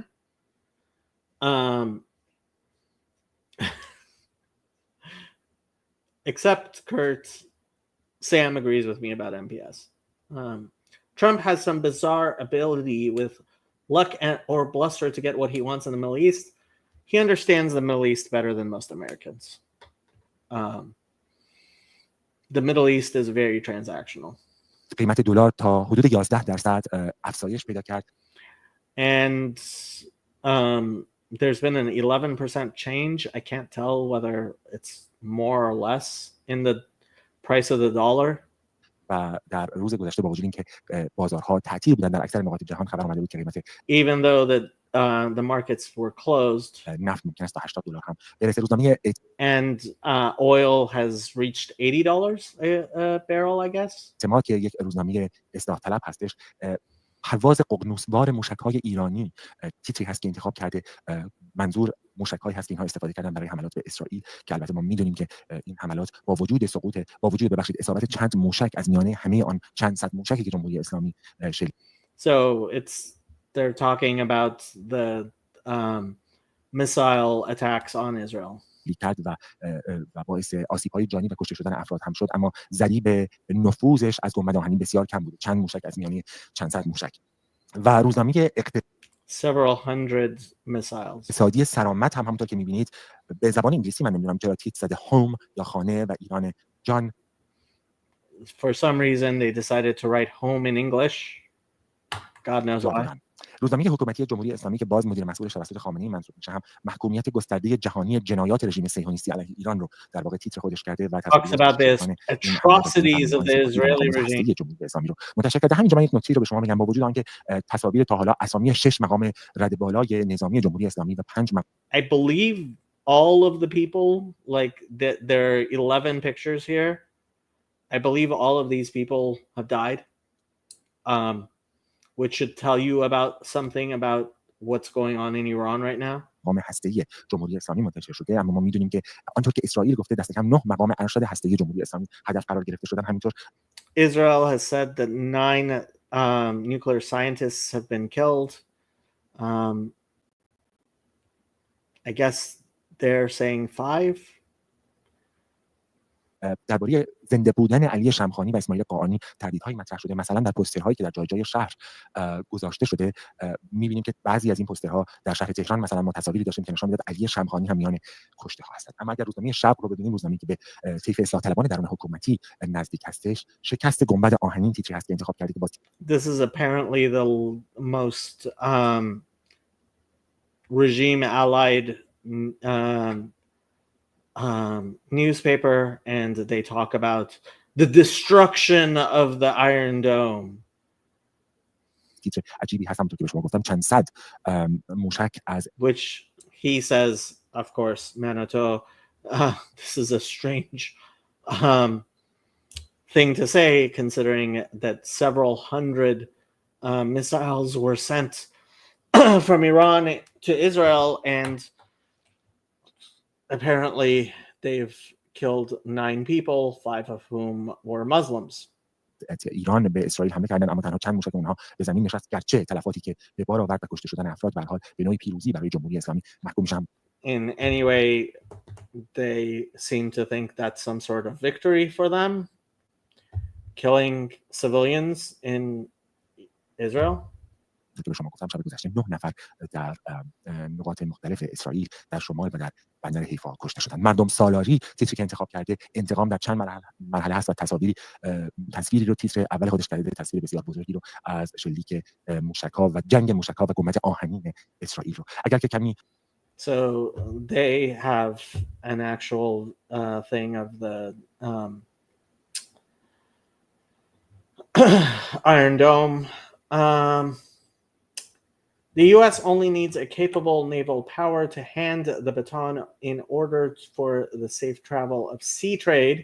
No obvious candidate, China, at the moment. But I think India is the obvious long-term candidate. They need the oil. There has been some talk for a while about an overland route through Saudi Arabia to Gaza, from India to the Mediterranean. Apparently, important people have been talking about that. Who knows? Khazi, I wonder after this, when there is no real threat on Israel anymore, how the dust settles, peace with Lebanon, Syria more. The real question is Saudi Arabia, I believe.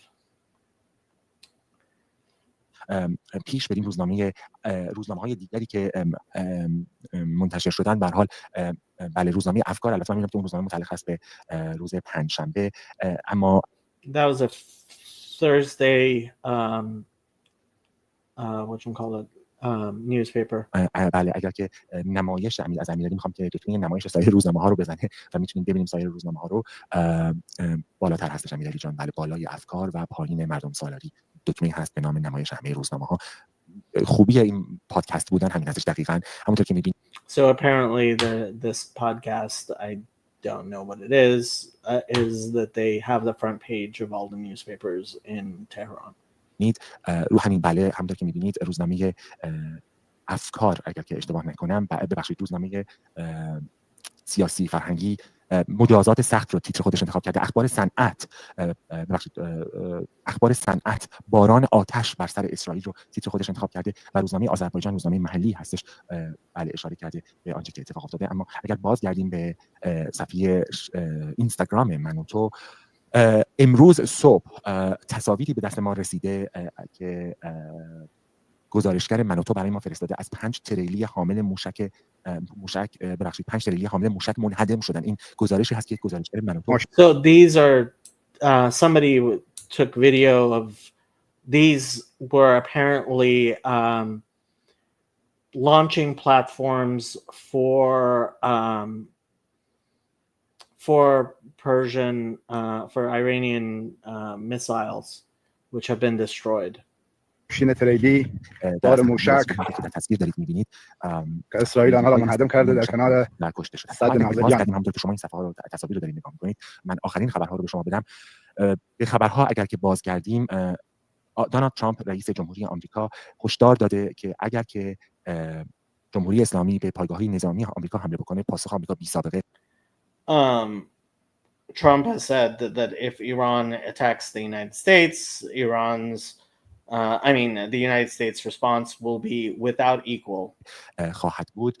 ما میدونیم که لحظاتی قبل خبرگزاری اسوسییتد پرس از شلیک دست کم 3 پهپاد به سوی پایگاه عین الاسد محل استقرار نیروهای آمریکایی در غرب عراق خبر داده، ولی گفته که 3 پهپاد رهگیری شدن. مشخص نیست که آیا بله گفته شده شلیک و رهگیری شدن، همین حالا خبرش اومده. مشخص نیست این پهپادها آیا متعلق به جمهوری اسلامی بودن یا نه. اما یک گزارش حیرت آور روزنامه آمریکایی وال استریت جورنال منتشر Apparently something happened in eastern Iraq with US forces, but it's not clear what the source was. کرده که به نقل از منابع دیپلماتیک گفته که اسرائیل پهپاد و مهمات خودش رو برای هفته‌ها و ماه‌ها به داخل ایران قاچاق می‌کرده. آنطور که وال استریت جورنال گزارش کرده، قطعات صدها پهپاد در چمدان‌ها، کامیون‌ها و کانتینرهای حمل بار وارد ایران شدند. این روزنامه آمریکایی نوشته تیم‌های کوچک مسلح به تجهیزات و تسلیحاتی که اسرائیل به داخل ایران قاچاق کرده بودند در نزدیکی سامانه‌های پدافند هوایی و پرتابگرهای موشک جمهوری. He's talking about the Wall Street Journal, etc., reporting on Israel's attack for weeks and months, and delivering things to like rockets to Iran. جمهوری اسلامی مستقر شدن و همزمان با آغاز حمله برخی از این تیم‌ها پدافندها رو از کار انداختن. روزنامه ایران هم این رو گفته که پدافندهای جمهوری اسلامی از آن جهت فعال نشدند که در واقع توسط هک اینترنتی و سایبری بوده که این پدافندها رو از کار توانستند. And apparently there were internet and cyber attacks. اسلامی پدافندهای هوایی به کار نیامدند. وزارت نفت جمهوری اسلامی همینطور از شهروندان خواسته که به تأسیسات نفتی که آسیب دیدن نزدیک نشن. در ساعات گذشته چندین مخزن و تأسیسات نفتی در جای تهران از جمله در شهران و در جنوب تهران منفجر شدند. آنطور که خبر آمده آلودگی هوا بسیار شدید هست. همونطور که می‌بینید explosions in the south of Tehran. کل HST وزارت نفت خواسته به تأسیسات آسیب دیده نفت شهروندان وارد نشن. این خبر رو ما بر روی شبکه من و تو، شبکه اینستاگرام من و تو هم ما داریم. گزارش هایی که منتشر شده، نیروی انتظامی حکومت اسلامی مثلا گزارش کرده که 16 نفر رو به دلیل خوشحالی و حمایت از اسرائیل دستگیر کردن و دیروز هم They are claiming that they arrested 16 Israelis in Iran. بود که در صورتی که در شبکه‌های اجتماعی افراد مطالب انتقادی از جمهوری اسلامی بنویسند و یا ابراز خوشحالی بکنن از این حملات بازداشت خواهند شد. و اجازه بدید که یک بار دیگر من خبر apparently on charges of being happy about these. So what Iran does is, I have seen videos claiming people are celebrating these attacks in Iran. Obviously, that is plenty of evidence to be convicted of being Israeli spies in Iran. من رو به شما بدم. خبر آمده که شب گذشته شب بسیار پرخبری بود. حملات گسترده هوایی شده بود به چندین نقطه از شهر تهران، از جمله به انبار نفت شهران، از جمله به وزارت دفاع جمهوری اسلامی، سازمان اتمی در تهران، در جنوب تهران هم به یک انبار نفت حمله شد و در عظیمیه کرج هم گزارش‌های وجود داشت از حمله جمهوری اسلامی به تپه‌های عظیمی هنوز مشخص نیست. چرا از طرف مقابل جمهوری اسلامی هم صدها موشک به شمال اسرائیل و بندر حیفا شلیک کرد که در نتیجه اون دفعه کم 9 نفر کشته شدن. اسرائیل وزارت خارجه‌اش با صدور بیانیه‌ای گفته که جمهوری اسلامی برای دومین شب متمادی به قصد شهروندان غیر نظامی رو مورد هدف قرار داده، در حالی که گزارش شده بود که خبرگزاری آسوشیتد پرس گزارش کرده که سپهباد که مشخص نیست منشأشان کجاست در خاک عراق، در حالی که به سمت پایگاه عین الاسد آمریکا رفتن پرواز می‌کردن هدفگیری شدن. آقای نتانیاهو به ایران هشدار داده، در صورتی که ببخشید آقای ترامپ از رئیس جمهوری آمریکا به نتانیاهو به جمهوری اسلامی هشدار داده در صورتی که به منافع نظامی آمریکا در منطقه حمله بشه با جمهوری اسلامی برخوردی سهمگین. Trump told Iran اجازه بدید که همینجا برنامه رو به پایان برسونیم. تکرار می‌کنم که برنامه بعدی ما از طریق تلویزیون و یوتیوب از ساعت 10 صبح به وقت تهران آغاز خواهد شد، به وقت لندن 12:30 به وقت تهران آغاز خواهد شد. تا آن زمان می‌تونید آخرین خبرها رو از there should be another اینستاگرام دنبال بکنید. they're probably live right now with their next I guess I mean he said the next one would be at 10 and this one started at 6:30, so 3.5 hours after this. I'm not sure. Anyway, that was Manitou. What are people saying?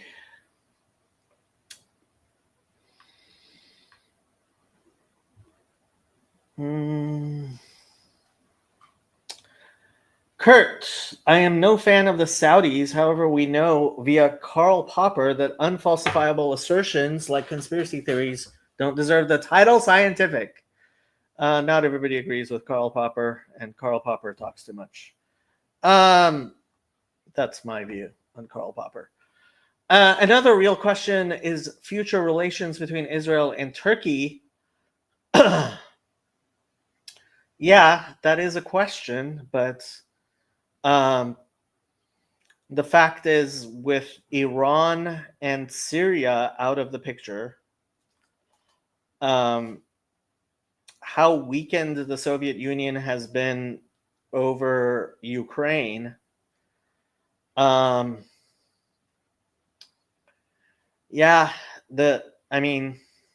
China with Turkey and versus Saudi Arabia. Turkey and Saudi Arabia, I think both MBS and Erdogan have a desire to be the caliphs of the Muslim world. I think MBS is in a much better position than Erdogan is to achieve that. But ich weiß nicht. The talk locally is working with India and boxing out China. Yeah, a lot of people have been talking about that. What does Turkey have to do with this? Turkey now rules Syria. That's what Turkey has to do with this. I think that in India, Saudi, Israel, Egypt alliance makes a ton of sense. Yeah, it does. He must get in line. India equals Navy and oil customer. I don't know that India has the Navy you seem to wish it did.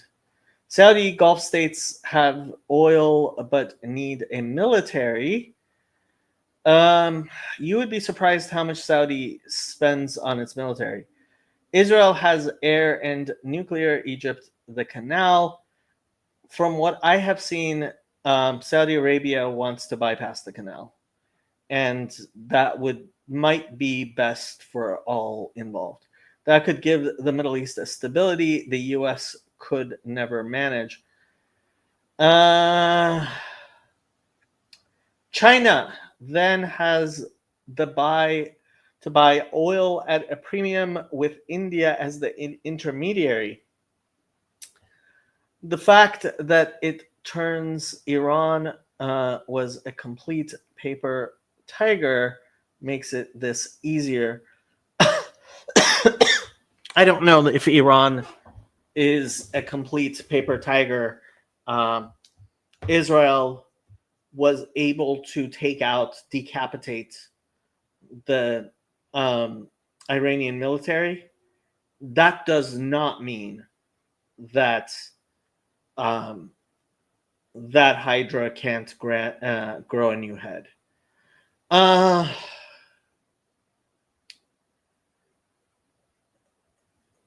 Egypt and Israel have been quietly getting along for a long time. No reason that couldn't continue, probably. How are the Jewish community in Iran doing right now? Does anyone know? I am sure that they are being scapegoated as we speak by a bunch of Muslims. There are not that many people left, I think around 25,000 left in Iran, and they're mostly old people. Most young people just tend to leave. A weird thing about America is that Trump has more power and influence in the Middle East than he does in Los Angeles. I am sorry, my dear friend Sam, but Beverly Hills is complete Trump country because it is filled with Persian Jews. So, yeah, I'll have to agree with Kurt. Trump has plenty of power in Los Angeles. Does Israel emerge as a new world power? I love you, Chazi. Your optimism is ridiculous. What is the criteria for world power? Arguably, it already is.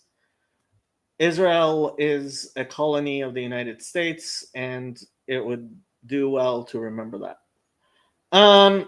This was also Bibi's sole life purpose: defend against Iran.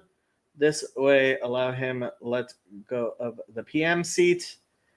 Yeah, your optimism is like insane, Chazi, but that's what we love you. Chazi, I don't think Israel has enough natural resources to ever be considered a world power. It's tiny, it has very few people, and it is a colony of the United States.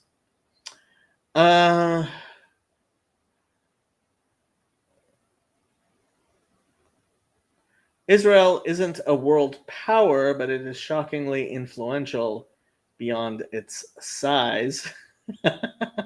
Yes, Cal, that does sound familiar.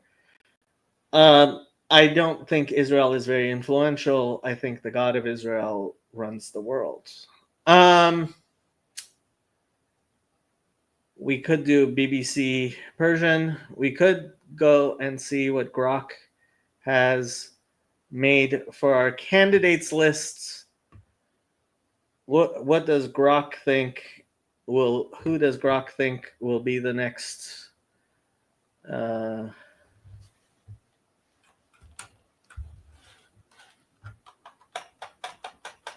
so to remind you, our prompt was, that's too big.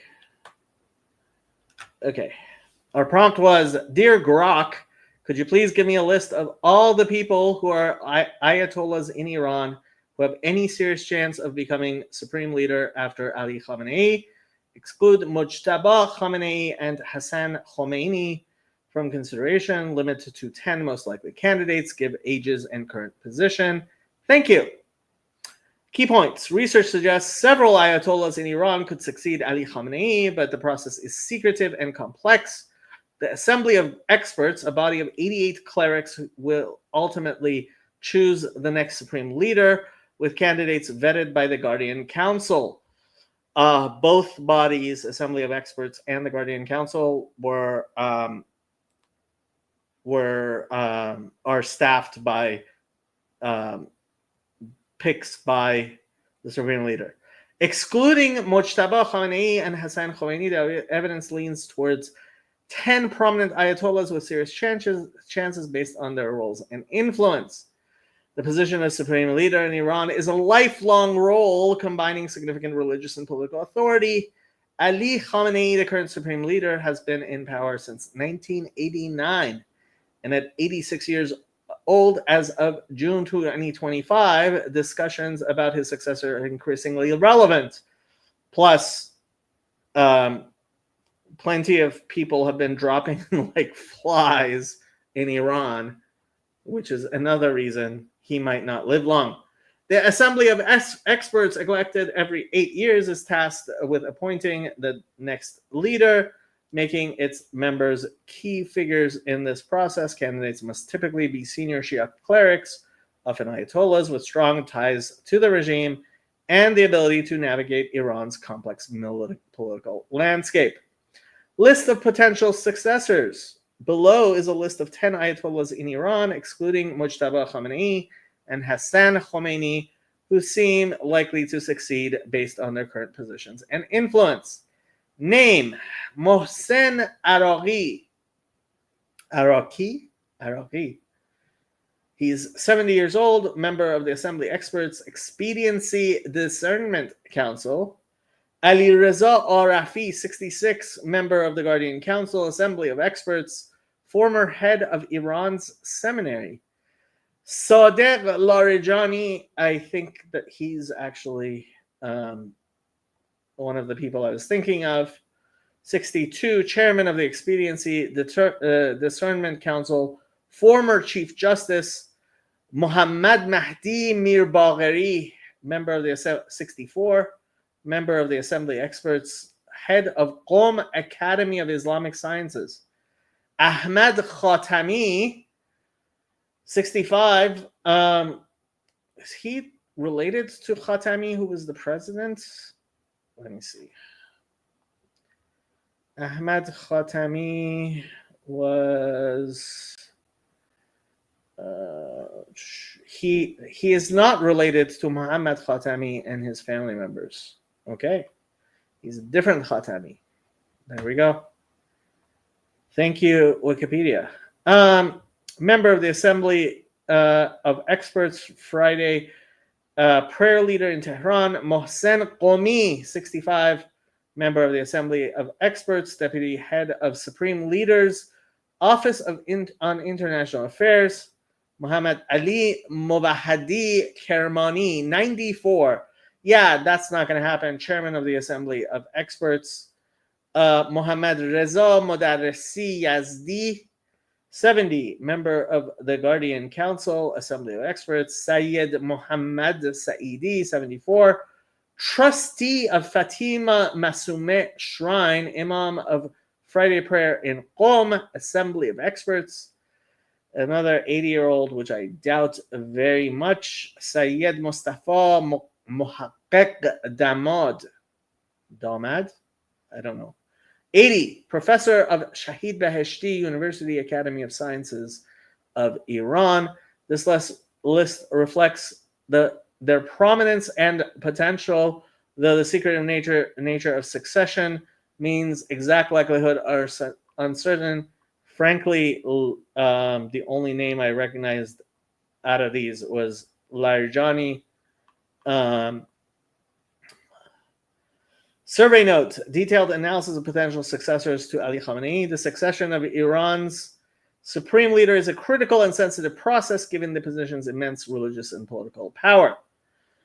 He's 86. The user requested a list of Ayatollahs in Iran with serious chances, excluding Mojtaba Khamenei, Ali Khamenei's son, and Hassan Khomeini, grandson of Ayatollah Ruhollah Khomeini, limited to the 10 most likely candidates with their ages and current positions. Selection criteria and challenges. Candidates must demonstrate religious authority, political loyalty, and the ability to manage factional dynamics within Iran's clerical and political establishment. The process is influenced by the balance of power among conservatives, principalists, and reformists, as well as the Revolutionary Guard's preferences. Yeah, that's actually what's most important. The question becomes, where is the Revolutionary Guard going to place their vote? And my guess is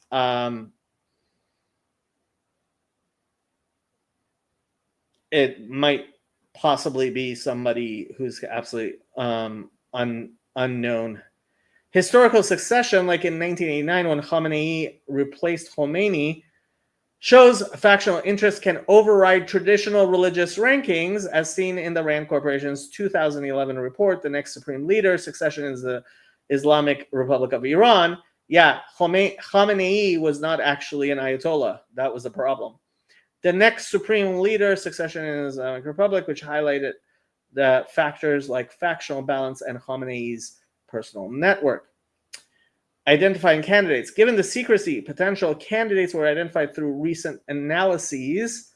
historical mentions, and their current roles. The list excludes Mojtaba Khamenei, often cited as a frontrunner. Foreign affairs, will Iran's next supreme leader be its last? And Hassan Khomeini, ensuring compliance with the user's request. Ages were calculated based on birth dates found in Wikipedia. Detailed list of candidates ordered by age for clarity. Yeah, he's 94. Like, please. Not going to happen. Progressive interpreter of Sharia, respected scholar, international engagement. Yeah, he's not going to make it. Mohsen Araqi, senior cleric involved in policy potential for conservative alignment. Okay. Mohammad Reza Modarresi Yazdi, dual role enhances influence, conservative stance, potential for succession. Saidi, key religious figure in Qom, that's not gonna do much for him. Brother-in-law of Ahmad Khatami, strong local influence. Yeah, that's not gonna do much for him. Alireza Arafi, younger, tech-savvy, potential dark horse, mentioned in succession discussions. Dark horse, okay. Ahmad Khatami, prominent conservative, influential in Tehran, potential for hardliner support. Yeah, sounds right. Mohsen Qomi, international affairs role close to Khamenei, potential for continuity. I'm doubtful. Mir Bagheri, rising ultra-conservative, seen as successor to Misbah Yazdi, potential for hardliner backing. He's 64. Sadegh Larijani, this is the guy who I actually think is the most likely. 62, former Chief Justice. Strong administrative experience, potential for leadership despite past corruption allegations. What do you mean, despite? And I think Larijani also, like his brother or uncle, or he's related to very important people. Larijani is brother of Ali Larijani, Speaker of the previous Majlis. Muhammad Javad Larijani, Bagher Larijani, Chancellor of Tehran University, and Fazel Larijani, Iran's former cultural attaché in Ottawa. Yeah, he's. I mean, if I had a. Yeah, and his father-in-law, Hossein Wahed Khorasani, his uncle, Abdullah Javadi Abmoli, his cousin, Ahmad Tabakkoli is current member of the Expediency Discernment Council. Yeah, if I was to bet on anyone other than Khomeini or Khamenei, it would probably be Larijani.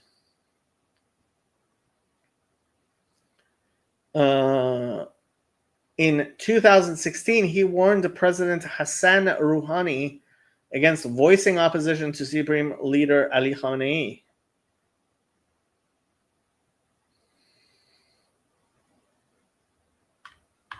So them's there, those guys. Okay.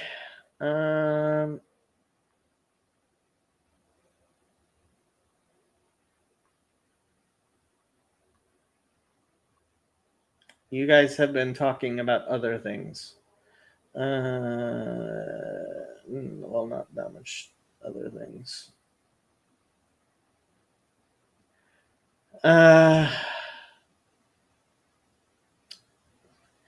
I think it's clear that Israel would need the U.S. less now, which is mostly a good thing, but it will probably result in the rift between American and Israeli Jewry only growing wider.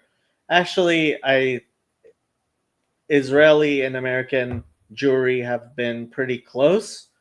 It's reform and conservative, which is having a larger and larger rift from Orthodox and traditional Judaism, but that's because they're having the same problems the main line is having among the evangelicals.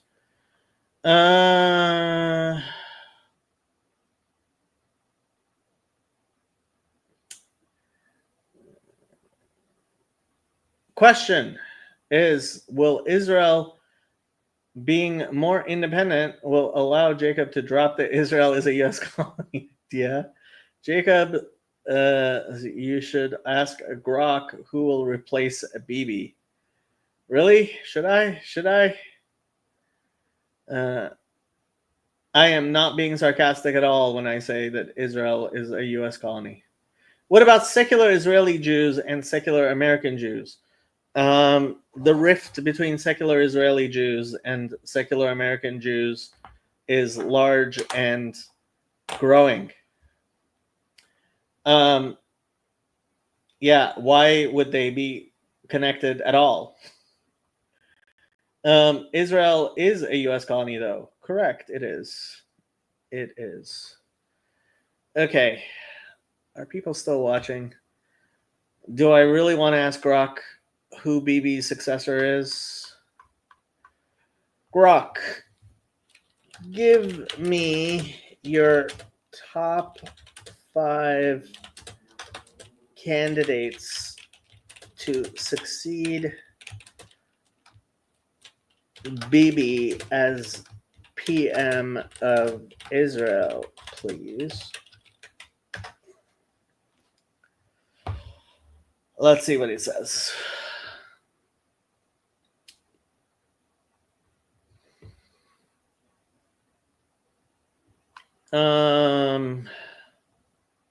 Iran International. I mean, we could take a look at BBC Persian. I've been spending way too much time listening to BBC Persian.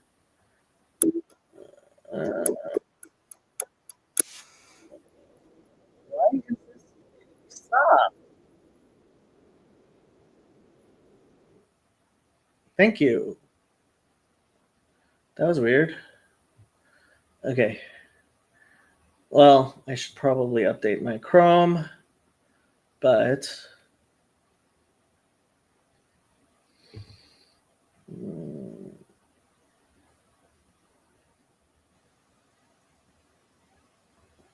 this is also connected to the end of the post-World War II consensus.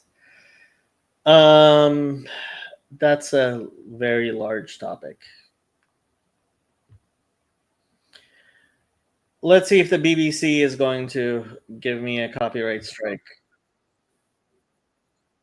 ليتفرغ لاحتلال واحكام القبض على الضفه الغربيه، ولكن تبقى الدلاله والعبره مهمه ان المقاومه هي التي اجبرته على تغيير استراتيجيه اسرائيل في الاحتلال. Okay. Support for Hamas had grown in both Gaza and the West Bank, and it would soon be put to the test.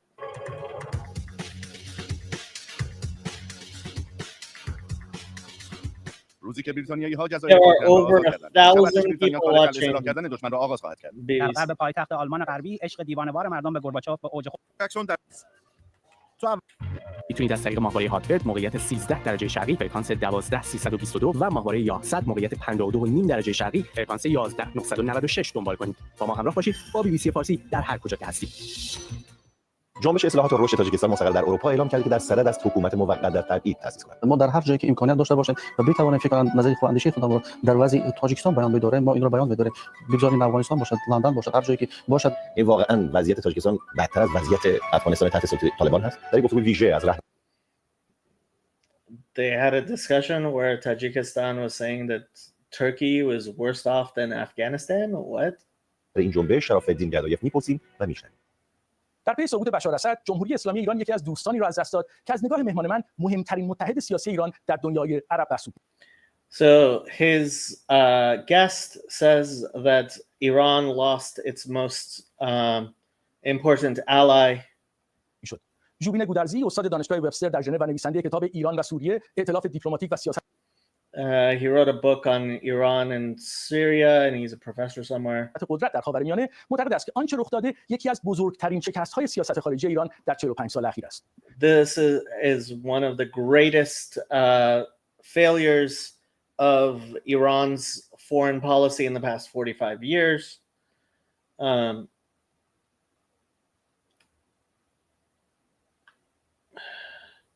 Israel was created as a U.S. colony because of the Holocaust.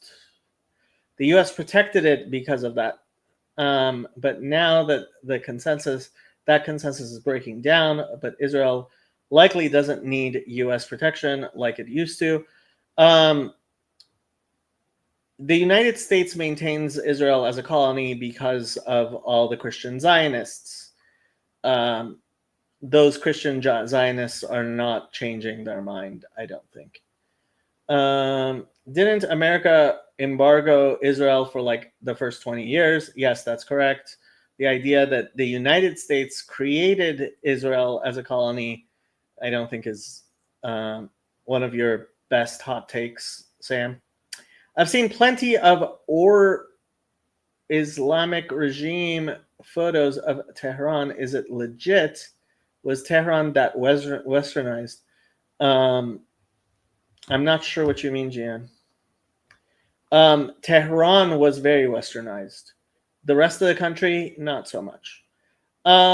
Israel was not created because of the Holocaust, but because Jews as a nation have a historical origin in the land. Seems more like a British colony in the beginning that kind of separated itself and then made the choice to attach itself to the U.S. later.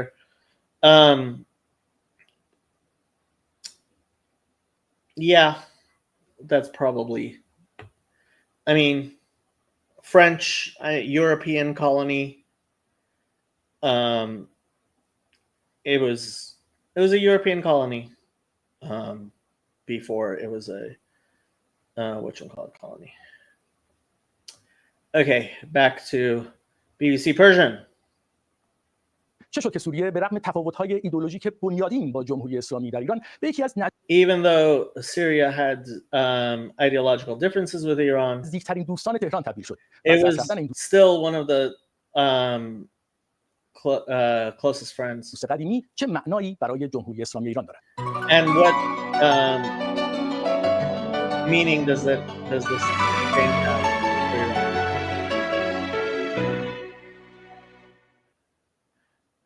Can I read his name? Zhubin Godarzi.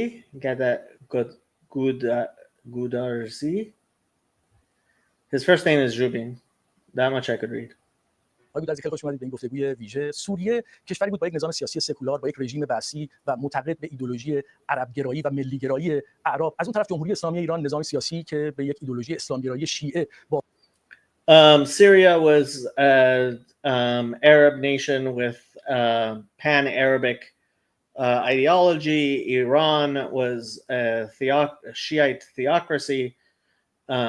برداشت. اول از همه شاید بد نباشه به ما بگید که چه شد که این کشور به How was it that this country یکی از نزدیکترین و اونطوری که شما در کتابتون نوشتین became one of the closest and as you wrote in your book مهمترین متحدان most important supporters جمهوری اسلامی ایران تبدیل شد بعد از of the Islamic Republic. ممنون آقای حسینی، خوشحالم که اینجا هستم.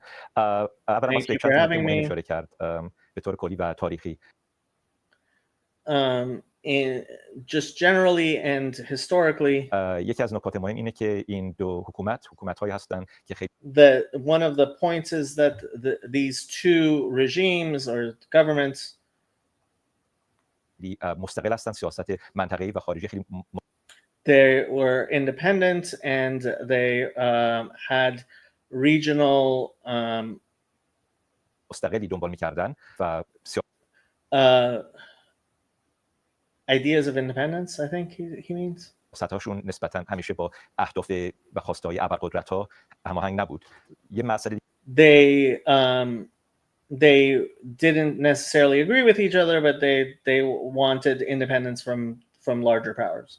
این بود که دولت سوریه و ایران همیشه خواستار این بودن که قدرت خارجی تا اونجا که ممکنه در منطقه خاورمیانه دخالت. They were trying as much as possible to keep other powers from interfering in the Middle East region. نکنن. اونم یه نکته مهم دیگری است که بس اشاره کرد و دشمنان مشترکی هم داشتن در And they had similar enemies. 2003 که از دشمنان مشترک. In 2003 their joint enemies چون حکومت صدام حسین بود و دشمنی مشترک با اسرائیل برای the Saddam Hussein's regime in Iraq and Israel. سوریه مسئله اسرائیل جنبه دیگه هم داشت که از 1967 به بعد اسرائیل بلندی جولان. And after 67 Israel اشغال کرده بود و سوریه این problems for Syria. برگردیم به تاریخ درست برگردیم به پیروزی انقلاب زمان انقلاب ایران و پیروزی. And talking historically going back to the revolution he means in 1979. چند تا تحول مهم اون موقع اتفاق افتاد. یکی این بود که در 1979 رئیس جمهور مصر انور سادات There were several important things that happened including Anwar Sadat the president of Egypt کمپ دیوید قرارداد صلح رو با اسرائیل made a peace with مهمترین کشور عرب از عرصه عرب. And that was the most important Arab nation. اسرائیل خارج شد. این از دیدگاه سوریه. And it left the Arabic coalition against Israel. یا پدر بشار اسد حافظ اسد یه شکست بزرگ بود به عرب. And this for Hafiz al-Assad, the father of Bashar al-Assad, who is the leader of Syria, this was a great setback. و یه مسئله دیگه بود درست بعد از اون در 1980 مذاکراتی رخ داد بین Who are these dudes?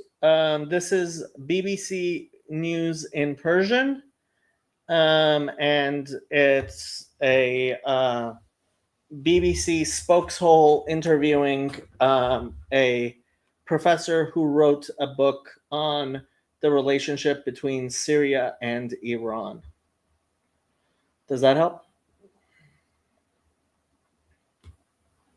سوریه و عراق برای ایجاد کردن یک اتحاد سیاسی بین دو کشور ولی مذاکرات And they had discussions for creating some sort of union between these. Good night, Samuel. Have fun in Hawaii. What time is it? It's almost 1 o'clock. Does anybody actually care about this? There's like 10 of you watching. GN says yes. I mean, yes, I should go to bed, or yes, people care about this. به جای نرسید اختلافاتی بود بین صدام حسین و حافظ اسد. There was discussions between Saddam Hussein of Iraq and Hafiz al-Assad of Syria and for military cooperation, but that fell apart.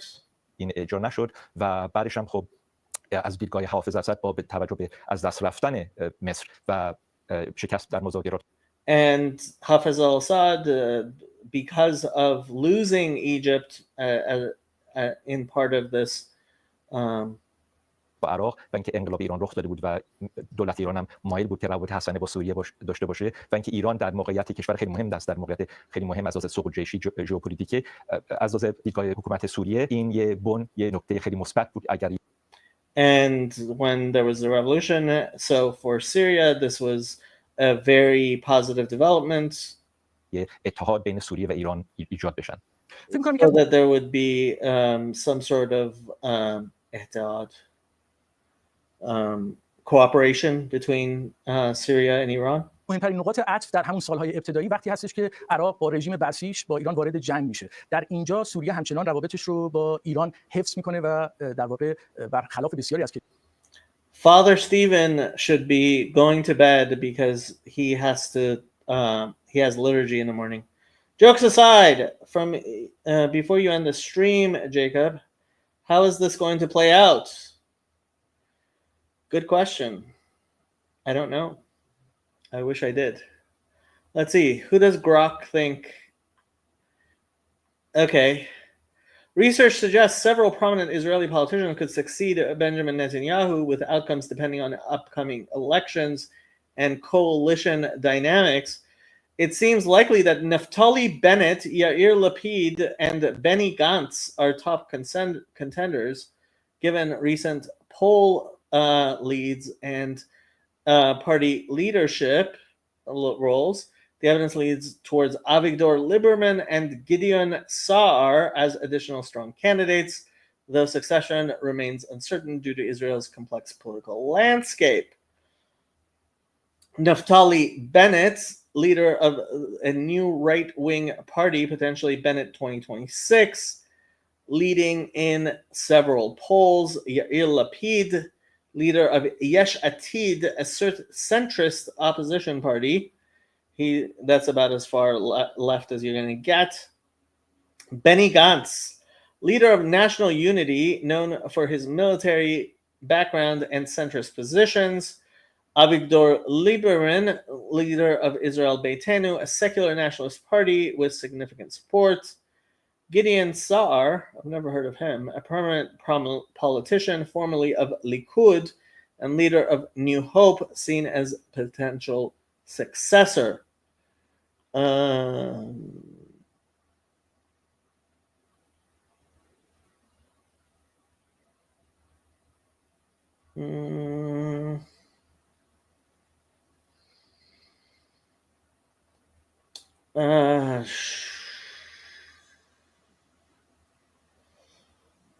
Naftali Bennett. I mean, I could see Naftali Bennett making it. Yair Lapid. Ugh. Looks like Bennett is by far the highest in the polls. Avigdor Lieberman. 14% in recent surveys. Mentioned in past articles, but recent polls do not prominently feature his party, assumed active in politics based on historical prominence. Yeah, seems like it's between Avigdor Lieberman and Naftali Bennett. Doesn't really matter because the leader of Israel is whoever the president of the United States is. But yeah. Okay, where were we? World War III, I don't even know what that means.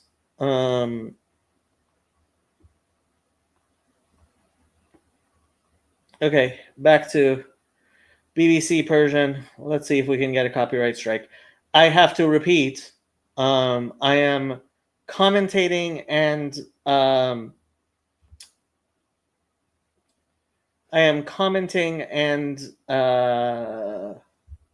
whatchamacallit? I am commenting and translating broadcasts that I don't believe have US copyrights anyway. But کشورهای عربی منطقه حتی از صدام حمایت نمی‌کنه. چرا؟ اولا اختلاف این دو رژیم بحثی خب رقیب بودن که رژیم بحثی واقعی کی هست. So why didn't Saddam Hussein and Hafez al-Assad why weren't they able to come together? So he's answering that question. حافظ اسد مسئله این بود که جان عرب باست از انقلاب ایران و دیگرگونی نظام در ایران و به وجود اومدن جمهوری اسلامی باست استقبال کنه که از Hafez al-Assad was of the opinion that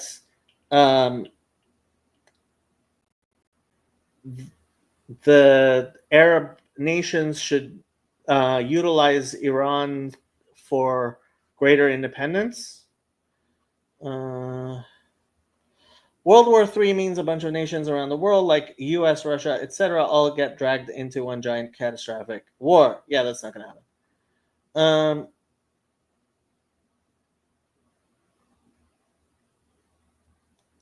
Well, yeah, I don't want copyright strikes on my channel. That's part of the reason why I'm saying this. I am claiming fair use because this is fair use, so that they don't try to strike me. از دست رفتن مصر رو جهان عرب و سوریه میتونن با در آغوش گرفتن ایران میتونن جبران کنن از اون لحاظ. این یه نکته مثبتی بود و حافظ اسد خیلی مخالف حمله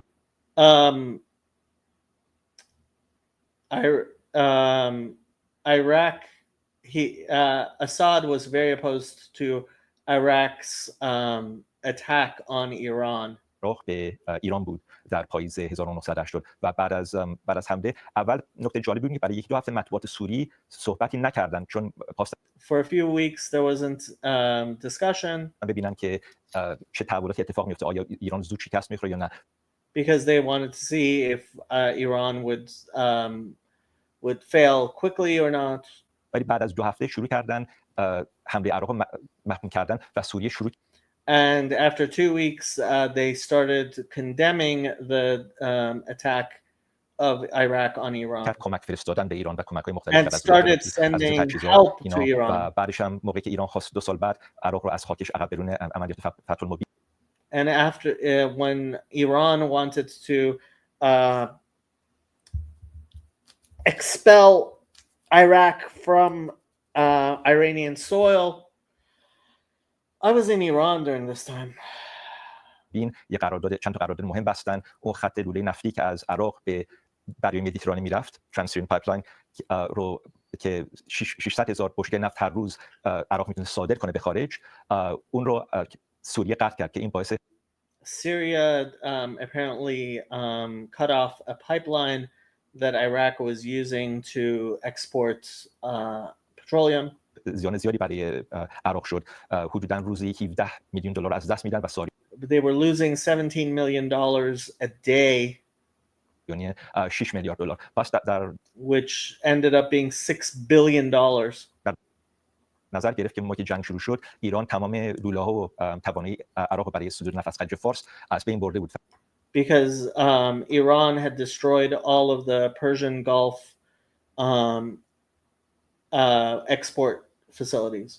فقط 2 راه بود، یکی یه لوله نفت از کرکوک به ترکیه و دریای مدیترانه و There were only 2 ways left. One a pipeline through Turkey through Kirkuk. یکی که از خاک سوریه رد میشد. And the other one that was passing through Syria. به 2-3 بنادر در دریای مدیترانه در لبنان و چیز و خلاصه یعنی عراق through to ports in Lebanon. در اون زمان حدود 1.2 میلیون بشکه نفت در روز صادر می‌کرد. با این کار At the time they were exporting about 1 million bushels, I think he said, a day. صادرات نفت عراق نصف شدن و خب And this halved the exports of Iraq. در چند مرحله که ایران خواست حملات کنه عراق رو عقب بزنه، از خاک ایران بیرون کنه و در موارد دیگر نیروهاشو در مرز شرقیش با عراق مستقر کرد که عراقی‌ها هراس داشتن که ممکنه یه حمله گازانباری دو جانبه بشه که عراق مجبور شد. And when Iran was attacking from the eastern front, Syria was arranging its troops on the western border of Iran to in order to kind of cause fear on Iraq side that Syria might come up behind them. این مقدار از نیروهاشو به مرز غربیش منتقل کنه. Which was forcing it to split its forces. مثلا در اون سالهای اول که عراق خلاصه دست بالا رو داشت و خلاصه در خاک ایران. And this was very important when Iraq was winning in the first few years. اشغال کرده بود.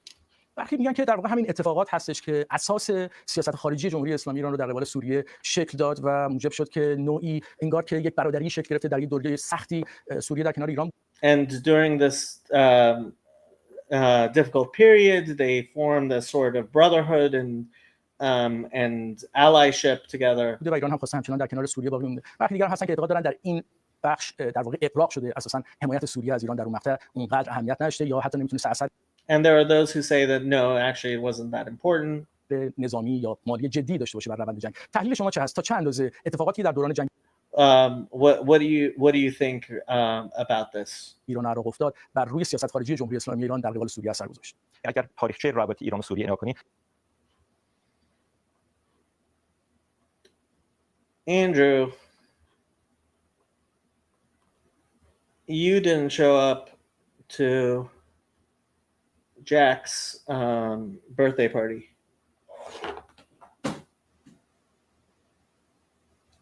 If you throw the pen off my desk, you won't get to play with it anymore. That's what happens. Silly cat. He had previous plans, supposedly. I'm supposed to believe you. چند اتفاق مهم هستن که خلاصه به این رابطه شکل دادن و باعث شدن که این اتحاد خیلی قوی و دراز مدت باشه. همونطور که یکی انقلاب ایران بود، تغییر There were several factors which caused this to be a very lengthy alliance between them. نظام در ایران یه نظامی که یه برداشت دیدگاه ایدئولوژیک. There was a military necessity which created an ideological خصوص داشت برعکس زمان شاه. حمله عراق به ایران و بعدش هم حمله اسرائیل به لبنان در 1982 که سوریه جزو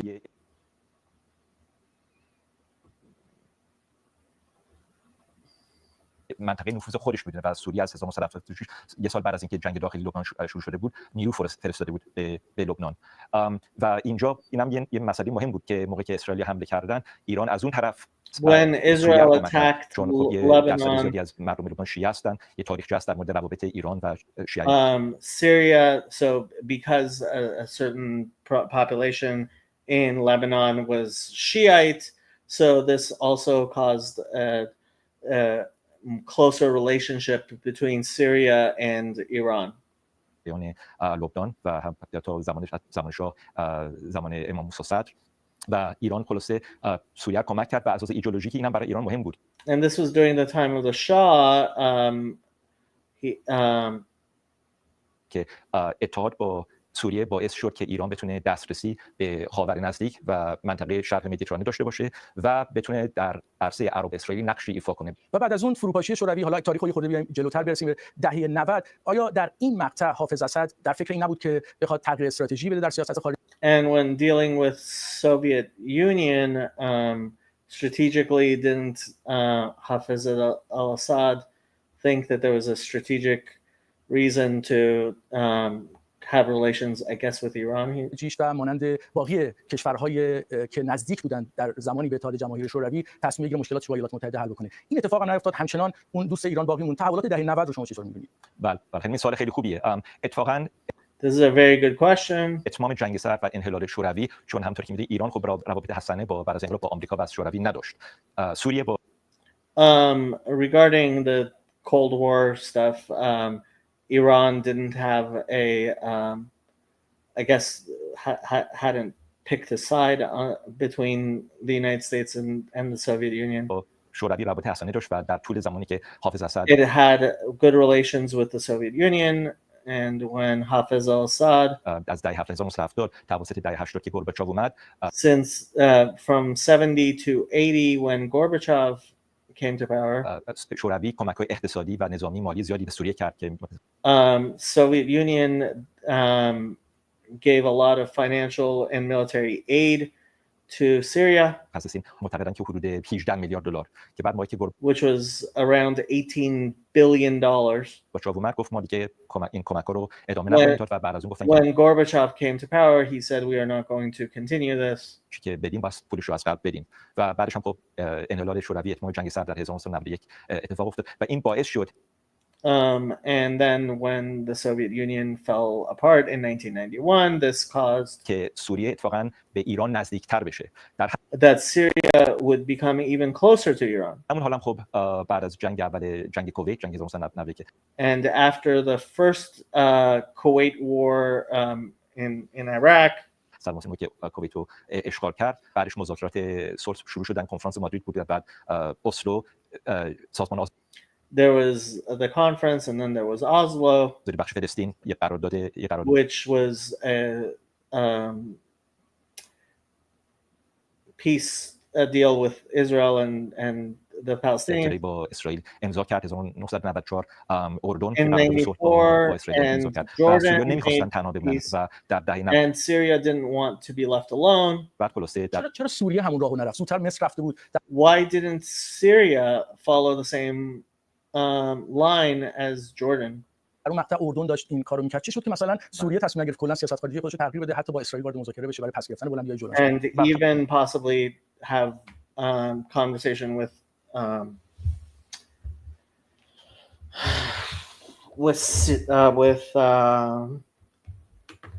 Israel. سوریه حافظ اسد به تدریج کم کم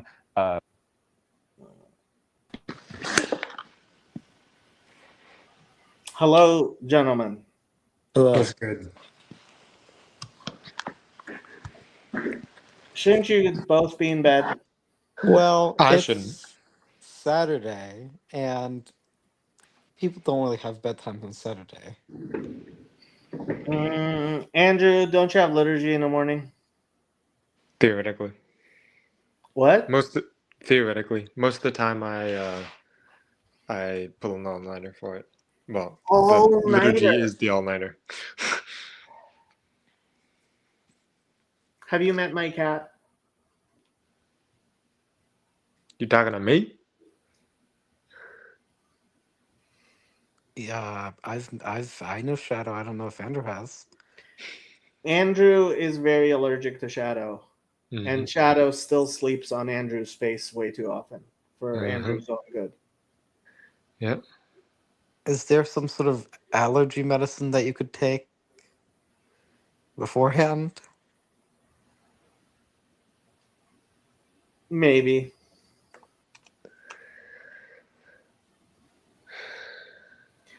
Anyway, so when are you guys going to attack Iran or Israel? I don't know. Are we just going to go back to me translating that professor talking about the relationship between Iran and Syria? We can, unless you want to respond to the question I had in chat. You were asking silly questions. What were your silly questions? I was asking a reasonable question about World War III, and whether or not you think that's possible, and that's No, not a silly it's not question. possible. Okay. Yeah, that's not going to happen. So for us here in America, what does this mean? For us in America, it means quite possibly the question is, and we don't know the answer to this question. The question is,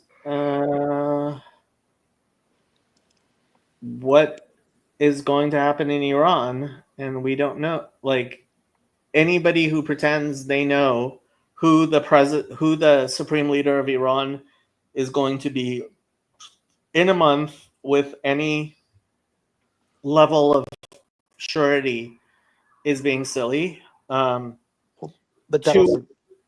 2 weeks ago, the possibility of Pahlavi returning to Iran was 1 in maybe 10,000, and now it's maybe 1 in 1,000, which is orders of magnitude higher than it used to be. Yeah, I mean, this kind of gets into my earlier question about whether or not there's going to be enough internal chaos to cause some sort of revolution against the supreme leader. Israel is certainly trying to do that. And they have decapitated the senior leaders of... Here, let's do some grokking. I just kind of find it interesting that we have 2 people in California and 1 person in Mississippi talking about what's going on in Iran and Israel. Well, I spent 7 years living in Iran, and 1 year living in Israel. I speak Farsi and somewhat Hebrew. So this war, and I have family living both in Israel and in Iran. So it's not exactly the most distant of things to me personally. My dearest Grok, what were we going to ask? Something about Israel, internal revolution, then you said something about something. Yeah. How many senior leaders of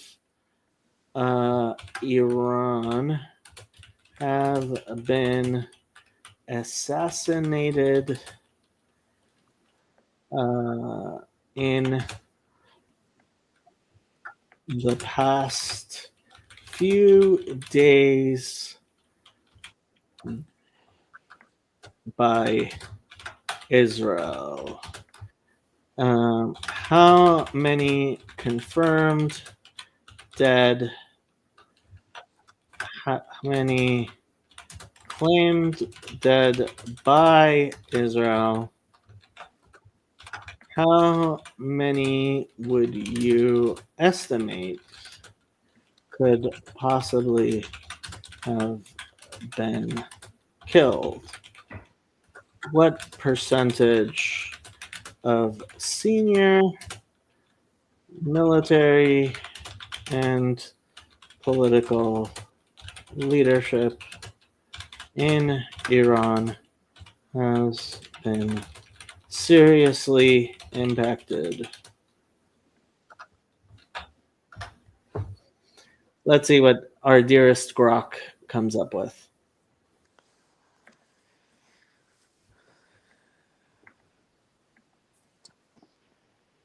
What were your previous plans that kept you from coming to Jack's birthday party? Getting dinner with a friend. Female friend? No. Oh, that's what you meant. I see.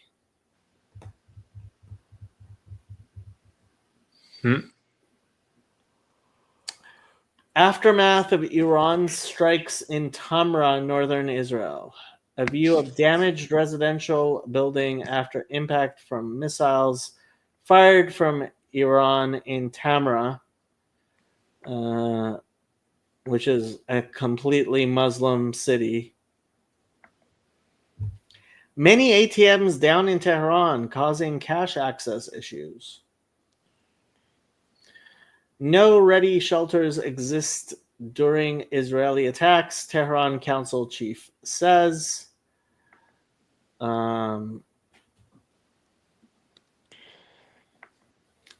Doors of hell opened on Israel, Iranian lawmaker says. The gates of hell have opened on Israel. Ruhollah Motefaker Azad, a member of Iran's Parliament's Education Committee, said Sunday, "We are a nation well versed in war," he said, adding, "Weddings are being held in Iran, but Netanyahu is missing." Yeah, Netanyahu's son was supposed to get married on Monday, and that wedding has been called off. He warned Israel will be punished, saying that Trump is now tweeting like Israel's defense minister. Is confronting Israel on behalf of all nations, and suggested Iran has yet to reveal its full response plan. What were we doing? We were looking at Grok. Where's Grok? There's Grok. Okay. It has not finished. It has been going for almost 3 minutes. Grok be doing what Grok be doing. This is true. And the BBC has some silly documentary on the peace process in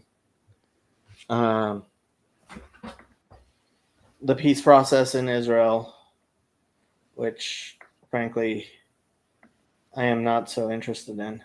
Let's see if Manoto has started their new.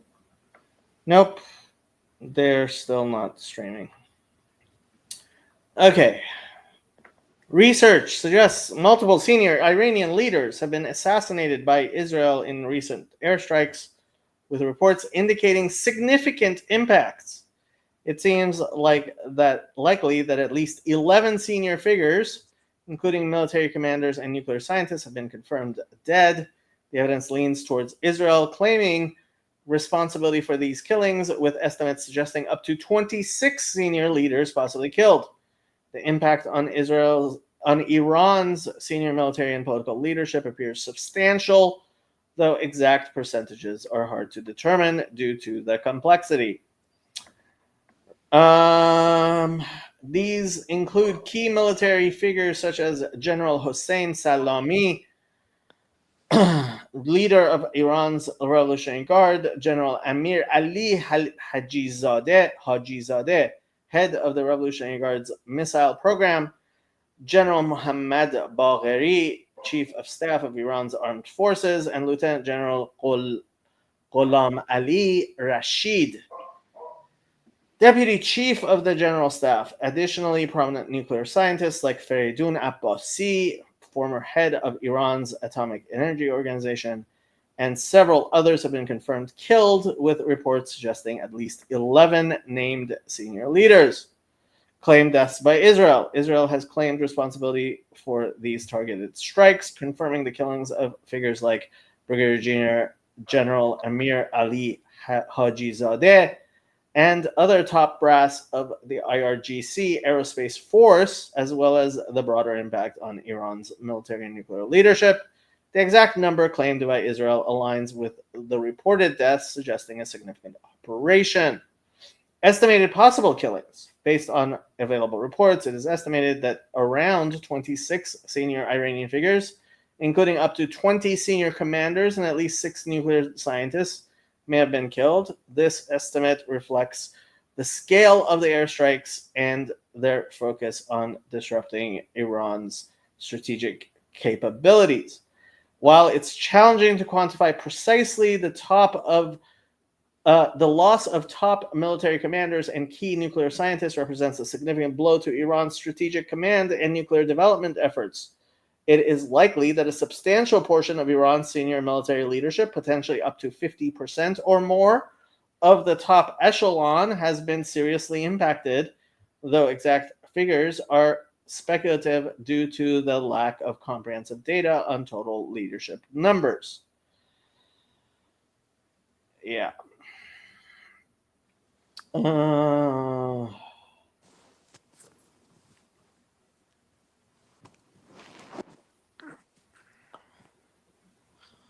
So that's that.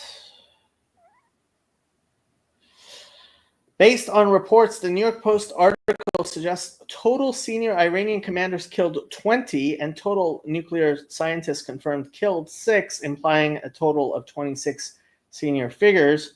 Times of Israel article mentions other military officials and nuclear scientists, supporting the idea of additional casualties beyond the named figures. Given the scale of the strikes targeting underground command centers and nuclear sites, it is estimated that around 26 senior leaders could have been killed, reflecting the reported numbers and the focus on disrupting Iran's strategic capabilities. Yeah. So, lots of dead people. Social media insights. Discussion on X provide additional context, with posts confirming the assassination of the head of Iran's armed forces and the Revolutionary Guard, head aligning with the reported deaths of General Bagheri and General Salami. Yeah. So, lots of people dead. let's see what Ayatollah Khamenei has been saying. Khamenei.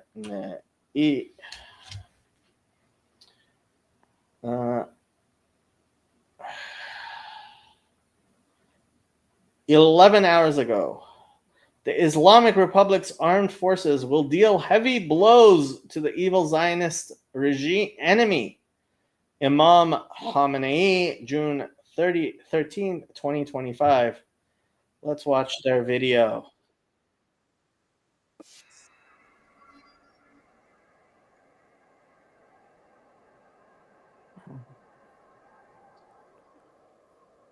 Oops, you guys aren't watching this video.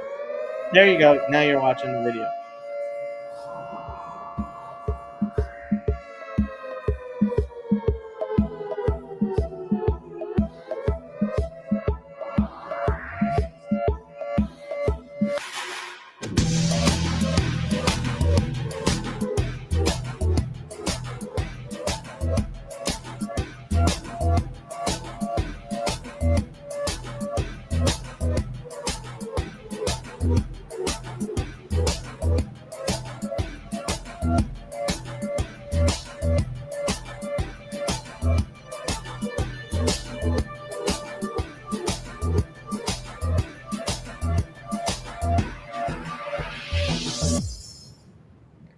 Islamic Republic's armed forces will deal heavy blows to the evil Zionist enemy.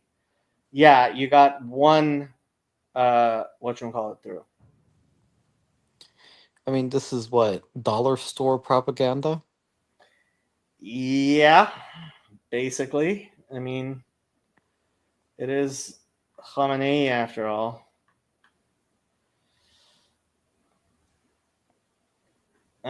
Let's see what the comments say. This is in Farsi.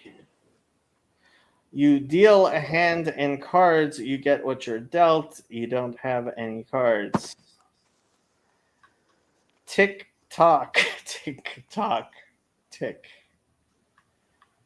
I know this is for propaganda purposes, but this isn't going to stop the bombardment in any way. It would be wise to be negotiating feverishly behind the scenes. Israel is about to collapse the regime. Quiet down. Yeah, are you sure about that?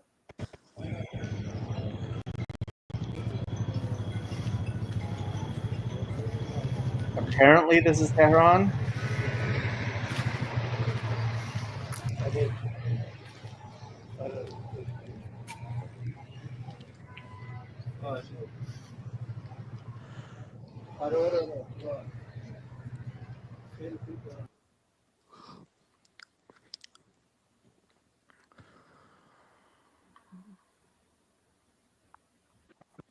And then I'm like, this baby motherfucker better not blow up by nuclear shit. Not an actual video of Khamenei.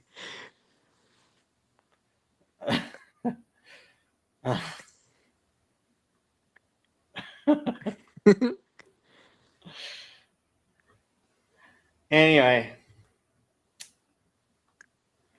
is Manitou actually going to be live? Manitou is supposed to be live maybe in half an hour. How long are we going to keep doing this? I don't know. How long should we keep on doing this? I should probably go to bed. Tomorrow is Father's Day. What are you doing for Father's Day? Spending time with my father. Good job. Claire, the Iranian government can easily make the point that Christianity is idolatry without threatening to execute Muslims who convert to Islam. I think I know who this woman is. Isn't she the Asian woman who is This is Claire Kaw, our dear good friend Claire Kaw. Yeah, she's some sort of Asian woman who I saw in one of your thumbnails with a Nazi flag behind her. Yes, she's a big fan of Nazis. Okay. So we'll see. Hopefully, I mean, we'll see if Iran gets overthrown and replaced with some sort of Western government. Who knows? I don't know about a Western government, but Well, We'll closer see. to where it is now.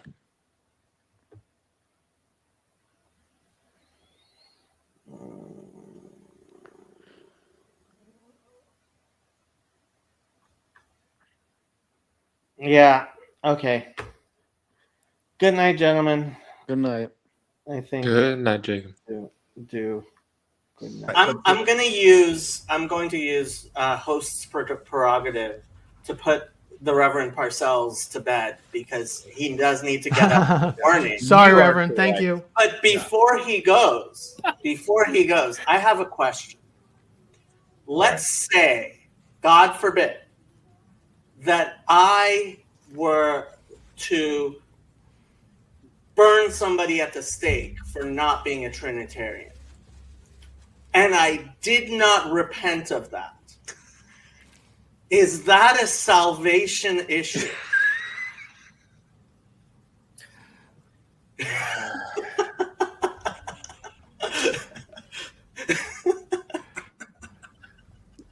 Sometimes Jacob takes There's a that devil's proverb. advocate thing too Isn't there far. a proverb that says something like "Don't answer a fool according to his folly." But there's a proverb that says answer a fool according to his folly. There is. Exactly right. And I'm going to leave it to you guys to determine, which of those was applicable in this situation as I go.